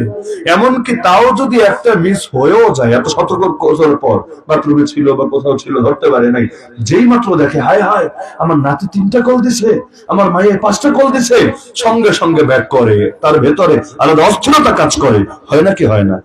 দুনিয়ার মানুষকে এত দাম দিলেন, এত দাম। আল্লাহ যে ডেইলি 5টা বার কল দেয় আপনাকে, আল্লাহর পক্ষ থেকে মুয়াজ্জিন রিংটোন দেয় আপনাকে, একটাবার কি মনে হয় না এই কলটাও রিসিভ করা দরকার? না হলে আল্লাহ রাগ করবে। দুনিয়ার মানুষের কল রিসিভ না করলে মানুষ রাগ করে, আল্লাহটা না করলে আল্লাহ আরো বেশি রাগ করবে। কারণ মানুষ জীবন দেয়নি, মানুষ মৃত্যুদাতা না, মানুষ কোনো কিছুই না। আর যিনি সবকিছু করেন তার এইভাবে দাম দিচ্ছি না। মুয়াজ্জিন ডেইলি স্মরণ করায় দেয়, হাইয়া আলাল ফালাহ, হাইয়া আলাল ফালাহ। আরে সফলতার দিকে আসো, সফলতার দিকে আসো। ফালাহ মানে কামিয়াবি, সফলতা, সাকসেস। আরে পাগল, কোন সফলতা খোঁজো? তোমার খেতে কোনো সফলতা নাই, তোমার দোকানে কোনো সফলতা নাই, তোমার ড্রাইভারিতে কোনো সফলতা নাই, তোমার রাজনীতিতে কোনো সফলতা নাই। সফলতা একজনের কাছে, তিনি আল্লাহ। আর সফলতা পেতে চলে আসো আল্লাহর ঘরে, কবুল করিয়ে নাও আল্লাহ থেকে, না হলে সফলতা পাবা না। এমনকি ফজরে একটা অতিরিক্ত বাক্য বলে, কুলাউড়ে বলে কিনা আমারে বলেন, বাকি 4 ওয়াক্তের আযানে যে বাক্যটা বলে না, কুলাউড়ে বলে। কি বাক্য? সবাই বলেন দেখি। মাশাআল্লাহ, সবাই জানেন, সালাতু খায়রুম মিনান নাওম, ঘুমের চাইতে নামাজ উত্তম। জানা কথা। তো আল্লাহর পক্ষ থেকে মুয়াজ্জিন স্মরণ করায় দেয়, ঘুমের চাইতে নামাজ উত্তম, ঘুমের চাইতে নামাজ উত্তম। তো কি নাফরমান বান্দা! মুয়াজ্জিন স্মরণ করায় দেয়, কিন্তু এমন একটা ভাব দেখায় মনে হয় আন-নাওমু খায়রুম মিনাস সালাহ, নামাজের চাইতে ঘুমটাই উত্তম। আল্লাহ হেফাজত করুন। হ্যাঁ, দুনিয়াতে যেমন কল ধরতে না পারলে পরে ব্যাক করে, হতে পারে রাত্রে ঘুম এত গভীর হয়ে গিয়েছিল কোনদিন অ্যালার্মও শুনতে পারে নাই, হতে পারে না? হতে পারে। রোজা রমজানের দিনে অনেকে সাহারি মিস হয়ে যায় মাঝে মাঝে, কেন? ঘুম গভীর হয়, উঠতে পারে না। মানলাম যে আপনি ফজরের টাইম উঠতে পারেন নাই, তো ঘুম তো ভেঙেছে, মরেন তো আর নাই, ঘুম তো ভেঙেছে। 7টায় ভাঙুক 8টায় ভাঙুক, ব্যাক করলেন না কেন? রিসিভ করতে পারেন নাই, বুঝলাম, পারেন নাই, হ্যাঁ ওজোর, মানলাম, আল্লাহ মাফ করবেন ইনশাআল্লাহ। ব্যাক করলেন না কেন? কাজা করলেন না কেন? এক একজনের জিম্মায় কত তো কাজা নামাজ আছে, কোনো হিসাব আছে? কোনো খবর আছে? ভাবটা এমন, এই কাজাগুলো মনে অটো মাফ হয়ে গেছে, অটো মাফ হয়ে গেছে। দুনিয়াতে কারো থেকে টাকা নিলে টাকা দেওয়া লাগে না, ঋণ জমলে ঋণ পরিশোধ করা লাগে না। আল্লাহর সাথে যে ঋণের চুক্তি জমে গেছে, বকেয়া অনেক জমে গেছে, আদায় করবে কে? এই অবস্থায় যদি মরেন, এই কাজাগুলোর কি হিসাব হবে? এক একটা কাজার জন্য আল্লাহ ধরলে আপনার উপায় আছে? আর যদি আসলে আল্লাহকে ভালোবাসতেন, অন্তত পেছনের বকেয়াগুলো একটু একটু কমানোর চেষ্টা করতেন। ঋণ একসাথে পরিশোধ করতে না পারলে মানুষ একটু একটু একটু একটু করে করে, আল্লাহর গুলো একটু একটু করে করেন না। আজকে 1 ওয়াক্ত আদায় করেন আগের কাজা, 2 ওয়াক্ত করেন, 5 ওয়াক্ত করেন, 10 ওয়াক্ত করেন, এভাবে একটু একটু কমান। এমনকি শবে বরাত যারা সারা রাত জেগেছেন, লাইলাতুল কদর যারা পুরো রাত নফলে কাটান, আরে কে বলেছে আপনার নফল পড়তে? জিম্মায় এতগুলো কাজা বাকি রেখে যে কোনো আলেমকে জিজ্ঞাসা করেন, যদি কাজা থাকে, কাজা ওই কাজা আদায় বেশি জরুরি না নফল পড়া বেশি জরুরি? নফল পড়া মানে হলো মনে করেন পাগড়ি বাঁধা, আর কাজা মানে হলো পরনে লুঙ্গি পরা। আপনার তো লুঙ্গি নাই, জিনিসপত্র দেখা যায় সব খোলা, আপনি মাথায় পাগড়ি বাড়িতে কি হবে রে ভাই? মানে হবেটা কি? আগে নিজ ঢাকেন, আগে নিজ ঢাকেন, এরপর পারলে পাগড়ি পড়লেন, পড়লো আলহামদুলিল্লাহ, না পড়লো নাজুবিল্লাহ, না পড়লো পাপ হবে না। কিন্তু নফল পড়ে এক রাতে ছক্কা মারবে, সারা বছর ফরজও পড়ে না, কাজাও করে না, কল রিসিভও করে না, কল ব্যাকও করে না, তার মানে দুনিয়া সবাই দাম দেয়, খেলে আল্লাহরই দামটা দেয় না। আল্লাহ হেফাজত করুন। কষ্টের বিষয় না? ব্যক্তিগত ভাবেও করি, জাতিগত ভাবেও করি। দেখেন না, আজও পর্যন্ত সংবিধানে লেখা সকল ক্ষমতার মালিক আল্লাহ, লেখা নাই? কোন পৃষ্ঠায় আল্লাহ লেখা? বাংলাদেশের সংবিধানে লেখা সকল ক্ষমতার মালিক জনগণ। কি দামটা দিছে আল্লাহ! 54টা বছর হয়ে গেল স্বাধীনতার বয়স, কত সরকার এলো আর গেল, আজও লেখা সকল ক্ষমতার মালিক জনগণ। নাউজুবিল্লাহ। অথচ সকল ক্ষমতার মালিককে এটা বাংলাদেশের মূর্খ লোকেরাও জানে। আরে মুসলমান তো মুসলমান, হিন্দুরে গিয়া ধরে যে তুই বলতো মুসলমানদের বিশ্বাস কি, হিন্দুরে জিজ্ঞেস করেন যে মুসলমানদের বিশ্বাস কি হওয়া উচিত বলতো সকল ক্ষমতার মালিককে, ওই হিন্দুও বইলা দিবে, মুসলমান লাগবে না, হিন্দুও বইলা দিবে সকল ক্ষমতার মালিক মুসলমানদের বিশ্বাস অনুসারে আল্লাহ হওয়া উচিত। ও বুঝলো, খালি আমাদের নেতারাই বুঝলো না। আজীব লাগে, আজীব। সবাই দাম দেয়, খালি আল্লাহ এবং তার রাসূলকে দাম দিতে রাজি না। এভাবে আর কত? এই রোজা রমজানে আমরা এমন পবিত্র হব ইনশাআল্লাহ, আমাদের রোজার আগের জীবন আর পরের জীবন এক থাকবে না ইনশাআল্লাহ। রাজি আছেন তো ইনশাআল্লাহ? আলহামদুলিল্লাহ, আপনাদের ধৈর্য দেখে আমি অবাক। এত লম্বা সময় এবং এখনো পর্যন্ত মনে হচ্ছে কারো কোনো জরুরত নাই, কারো পেটে ক্ষুধা নাই, কোনো চাহিদা নাই। মাশাআল্লাহ, তো বিশাল টাইম আপনারা সবরের পরিচয় দিয়েছেন। তো যে কথাগুলো কান দিয়ে শুনলেন, আমার ধারণা থাকবে, আমার আশা থাকবে, এগুলো দিলের মধ্যে গেঁথে রাখবেন, ফালাই দিয়ে যায় না। ওই তবরকের প্যাকেট যেমন ফালাই দিয়ে চলে যান, এগুলো ফালাই দিয়ে যায় না, দিলের মধ্যে গেঁথে রাখেন এবং জিন্দেগিতে যতটুকু পারেন বাস্তবায়নের চেষ্টা করেন। আল্লাহ আমাকেও তৌফিক দান করুন, আমাদের সবাইকে তৌফিক দান করুন, এই মাহফিলকে কবুল করুন। মেহমানদারির ব্যবস্থা তো আছে না? নাই না? আচ্ছা আচ্ছা, মাশাআল্লাহ। আমি আরো অবাক হইলাম, এটা শুই না কেন জানেন? সিন্নির ব্যবস্থা থাকলে মানুষ জমা থাকে, এটা স্বাভাবিক। তো সিন্নি ছাড়াও রুহের খোরাকের জন্য এই পরিমাণ মানুষ একজনে উঠেছে বলে আমার নজরে পড়েনি, আর এখনো কতজন দাঁড়ানো আছে। এইটাই বর্ডারের পাশে, এই হিন্দুস্তানের পাশে। আরে মোদির বেটা মোদি, শিক্ষা নেই এগুলো দেখা।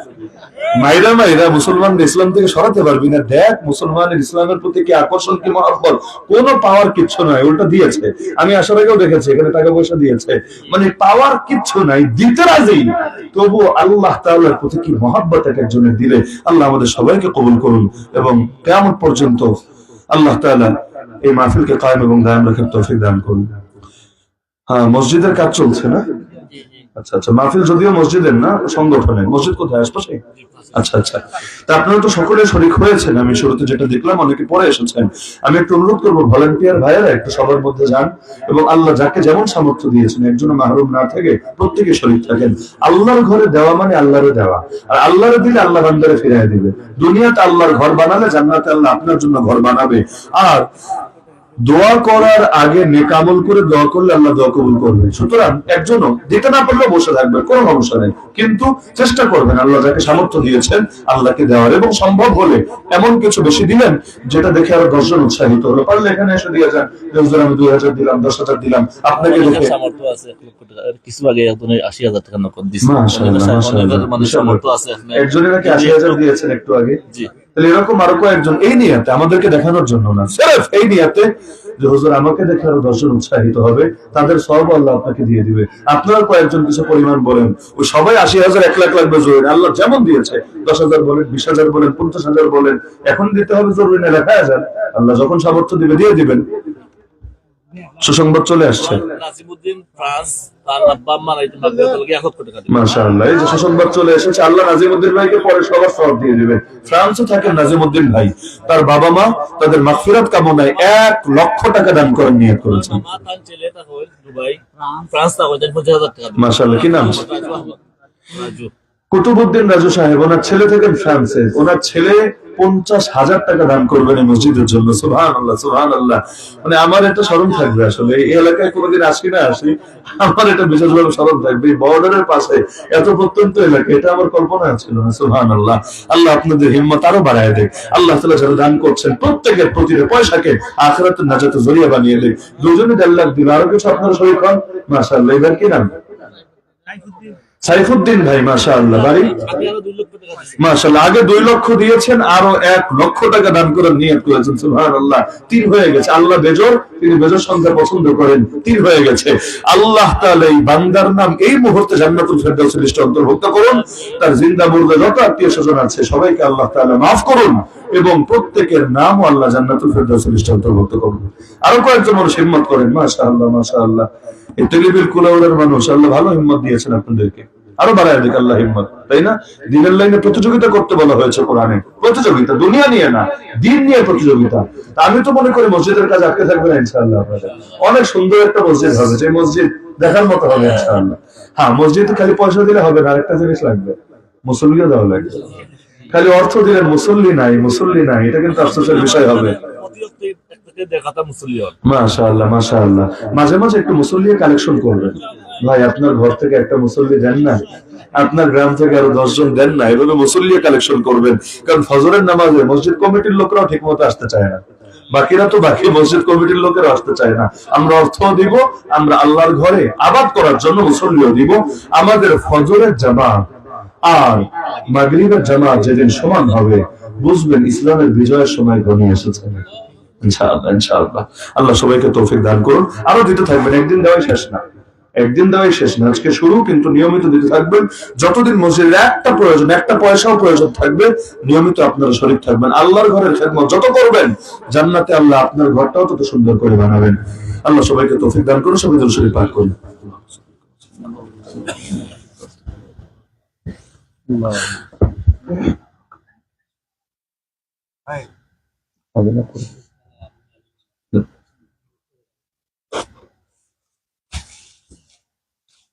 আইয়ুব আলী আগে 1800 রিয়াল দিয়েছেন দুবাই, এখন আরো 2000 ইট দিবা। মাশাআল্লাহ, মাশাআল্লাহ। আইয়ুব ভাই তিনি আগে 1800 রিয়াল দিয়েছেন, রিয়াল টাকা না, 1800 রিয়াল দিয়েছেন। এক এক রিয়াল 32 করে সম্ভবত এখন, না 33। মাশাআল্লাহ, বড় অঙ্ক। আর আরো 2000 ইট আরো দিবেন মসজিদের জন্য। আল্লাহ তাআলা ভাইয়ের দানকে কবুল করুন। আনোয়ার আলী তাই 1000 ইট দিবা। আনোয়ার আলী ভাই দেশে থাকেন না বিদেশে? বিদেশ থাকেন। 1000 টাকা, 1000 ইট দিবেন এই মসজিদের জন্য। আলহামদুলিল্লাহ। এলাকায় অনেক প্রবাসী আছেন, মাশাআল্লাহ। সব প্রবাসীদেরকে আপনারা শরীক করবেন ইনশাআল্লাহ। পারবেন না সবাইকে, একজনের যাতে বাকি না থাকে। কামাল আহমদ 500 ইট দিবা। কামাল আহমদ ভাই 500 ইট দিবেন, তিনিও বাইরে থাকেন মনে হয়। মাশাআল্লাহ। আর 4000 টাকা দেন, লিখবেন দেখি। আশিক মিয়া 4000 ইট না টাকা? টাকা দিবে। টাকা। নাজিমউদ্দিন 1 লক্ষ টাকা আগে বলছি। 1 লক্ষ। আচ্ছা। রাজু আহমদ 50,000, সাইফুদ্দিন 1 লক্ষ। আল্লাহ সকলের দানগুলোকে কবুল করুন, আমিন। আলহামদুলিল্লাহি রাব্বিল আলামিন, ওয়াসসালাতু ওয়াসসালামু আলা সাইয়্যিদিল মুরসালিন ওয়া আলা আলিহি ওয়া আসহাবিহি আজমাইন। ইয়া রাব্বাল আলামিন, ইয়া আরহামার রাহিমিন, ইয়া আহকামাল হাকিমিন। আয় আল্লাহ, আপনি আমাদের আজকের এই তাফসীরুল কোরআন মাহফিলকে কবুল করে নেন। আয় আল্লাহ, আপনি আমাদের জিন্দেগীর সমস্ত গুনাহগুলোকে maaf করে দেন। আয় আল্লাহ, জেনে না জেনে, বুঝে না বুঝে যত পাপ করেছি, আপনার কাছে দুটো হাত তুলে ক্ষমা ভিক্ষা চাচ্ছি। মেহেরবানি করে নিষ্পাপ হয়ে বাড়িতে ফিরে যাওয়ার তৌফিক দান করেন। আয় আল্লাহ, আমাদের মা বাবা, আপনজন, আত্মীয় স্বজন যারা কবরে শায়িত আছেন, প্রত্যেকের কবরকে জান্নাতের বাগানে পরিণত করেন। রব্বির হামহুমা কামা রাব্বায়ানি সগীরা। আয় আল্লাহ, আমাদের যে মুরব্বিরা এখনো জীবিত আছেন তাদেরকে নেক হায়াত দান করেন। আমাদের মধ্যে যারাই অসুস্থ সবাইকে শিফায়ে কামিলা আজর নসিব করেন। যারা ঋণগ্রস্ত সবাইকে ঋণ পরিশোধের তৌফিক দান করেন। যে যে মুসিবতে আটকে আছে আয় আল্লাহ সকলের মুসিবত গুলোকে আপনি দূর করেন। আয় আল্লাহ, যাদের উদ্যোগে, যাদের অক্লান্ত পরিশ্রমে, যাদের অর্থে এই মাহফিল কামিয়াব হলো, প্রত্যেকের খেদমত গুলোকে কবুল করে নেন। এই খেদমত গুলোকে আখিরাতের নাজাতের জরিয়া বানিয়ে দেন। বিশেষ করে যারা দান সৎকার করেছে তাদের প্রতিটা পয়সাকে কবুল করে নেন। আয় আল্লাহ, এই দানগুলোকে আখিরাতের নাজাতের জরিয়া বানিয়ে দেন। জিন্দা মুর্দা সবাইকে মাফ করে দেন। আসমানি জমিনে সমস্ত বালা মুসিবত থেকে হেফাজত ফরমান। আয় আল্লাহ, প্রবাস থেকে আপনার বান্দারা দেখেন আপনাকে ভুলে নাই, আপনার মসজিদ আর আপনার ঘরের খেদমত আঞ্জাম দিয়ে গেছে। আয় আল্লাহ, এই প্রবাসী ভাইদের প্রতিটা দান অনুদানকে আপনি কবুল করে নেন। তাদের প্রবাস জীবনকে সুখময় বরকতময় বানিয়ে দেন। সমস্ত বালা মুসিবত থেকে তাদেরকে হেফাজত ফরমান। আয় আল্লাহ, আরো যত মানুষ শরীক হয়েছে আয় আল্লাহ, কেউ 1 লাখ দিয়েছে, কেউ 50,000, কেউ 3 লাখ, আয় আল্লাহ যে যেমন দিয়েছে প্রত্যেককে চেনেন, প্রত্যেককে জানেন। আয় আল্লাহ, প্রত্যেকের প্রতিটা দানকে আপনি কবুল করে নেন। আয় আল্লাহ, আমরা আমাদের সীমিত সাধ্যের ভেতরেও আপনাকে রাজি এবং খুশি করার চেষ্টা চালিয়ে যাচ্ছি। আয় আল্লাহ, আমাদের আমলের ত্রুটির দিকে না তাকিয়ে আপনার রহমতের দিকে তাকিয়ে আমাদের নেক আমলগুলোকে আপনি পূরণ করে নেন। মসজিদের অবশিষ্ট কাজ গায়বী খাজানা থেকে পূরণ করে দেন। আয় আল্লাহ, আপনার বান্দাদের দিলকে মসজিদের দিকে ঝুঁকায় দেন। আয় আল্লাহ, ফজরের মুসল্লি মাগরিবের মুসল্লি যাতে কাছাকাছি হয়ে যায় সেই তৌফিক আপনি দান করেন। আল্লাহ, রমজান আসছে, প্রত্যেকে যাতে আপনার সাথে বন্ধুত্ব করতে পারি, তাকওয়ার জীবন ইখতিয়ার করতে পারি সেই তৌফিক দান করেন। আয় আল্লাহ, অতীতের পাপগুলোকে maaf করিয়ে রমজানে যাতে আমরা প্রত্যেকে আপনার ওলি হয়ে যেতে পারি সেই তৌফিক আমাদের সবাইকে দান করেন। আয় আল্লাহ, জানি না আরেকটা মাহফিলের তৌফিক হবে কিনা, আরেকবার তওবা করার তৌফিক হবে কিনা। আয় আল্লাহ, আমাদের একজনকেও নিরাশ করবেন না, একজনকেও খালি হাতে ফেরাবেন না। আয় আল্লাহ, এখানে উপস্থিত প্রত্যেককে কবুল করেন, প্রত্যেকের নাম জান্নাতুল ফেরদাউসের লিস্টে অন্তর্ভুক্ত করেন। আয় আল্লাহ, ফিতনার জামানা, ঈমান চোর ঢুকে গেছে সমাজের, পরতে পরতে সব চোরদের হাত থেকে ঈমান হেফাজতের তৌফিক দান করেন। ঈমান নিয়ে বাঁচার, কালেমা জপতে জপতে শেষ নিঃশ্বাস ত্যাগ করার তৌফিক দান করেন। আয় আল্লাহ, আমাদের দিলগুলোকে আপনার মহব্বত এবং নবীজির মহব্বত দিয়ে পরিপূর্ণ করে দেন। আয় আল্লাহ, যাওয়ার সময় দুনিয়া থেকে কালেমা জপতে জপতে দুনিয়া থেকে শেষ নিঃশ্বাস ত্যাগ করার তৌফিক দান করেন। আয় আল্লাহ, আমাদের প্রত্যেকের কবরকে প্রশস্ত আর আলোকিত বানিয়ে দিয়েন। মুনকার নাকিরের জবাব ঠিকঠাক ভাবে দেওয়ার তৌফিক দান করেন। আয় আল্লাহ, হাসরের ময়দানে দয়া করে মায়া করে ডান হাতে আমলনামা দিয়েন, মিজানে নেকের পাল্লা ভারী করে দিয়েন, নবীজির হাতে হাউজে কাউসারের পানি পান করার সুপারিশ লাভ করার তৌফিক দিয়েন। আয় আল্লাহ, আরশে আজিমের নিচে একটুখানি ছায়ার ব্যবস্থা করে দিয়েন। আয় আল্লাহ, সেদিন যাতে আপনজনরা আপনজনদের চিনি এবং উপকারে আসে সেই তৌফিক দান করেন। আয় আল্লাহ, পুল সিরাতের পর বিজলির গতিতে পার করিয়ে দিয়েন। আয় আল্লাহ, হিসাব চাইলে আমরা শেষ, আল্লাহ বিনা হিসাবে জান্নাতে যাওয়ার তৌফিক দান করেন। আয় আল্লাহ, অনেকের আত্মীয় স্বজন অসুস্থ আছে, আল্লাহ অনেকে দান সৎকার করেছে, তাদের মৃত আত্মীয় স্বজনের মাগফিরাত কামনায়। আয় আল্লাহ, আপনি তো সবাইকে চেনেন, সবাইকে জানেন। আয় আল্লাহ, যাদের আত্মীয় স্বজন আপনজন বাবা মা কবরে শুয়ে আছেন, আয় আল্লাহ, এই দানগুলোর উসিলায় তাদের প্রত্যেকের কবরকে জান্নাতের বাগান বানায় দেন। আয় আল্লাহ, যাদের আত্মীয় স্বজন আপনজন অসুস্থ আছে, আয় আল্লাহ, তাদেরকে অতি দ্রুত শেফায়ে কামিলা আজর নসিব ফরমান এবং রমজানের আগে সুস্থ হয়ে সুস্থ অবস্থায় রমজানের সম্পূর্ণ হক আদায় করার তৌফিক দান ফরমান। আয় আল্লাহ, আগামীতে আরো বৃহৎ পরিসরে আরো সুন্দরভাবে 2 যুগ পূর্তি তাফসীর মাহফিল সম্পূর্ণ করার তৌফিক দান করেন। সুবহান রাব্বিকা রাব্বিল ইজ্জাতি আম্মা ইয়াসিফুন ওয়া সালামুন আলাল মুরসালিন ওয়ালহামদুলিল্লাহি রাব্বিল আলামিন বিরহমাতিকা ইয়া আরহামার রাহিমিন।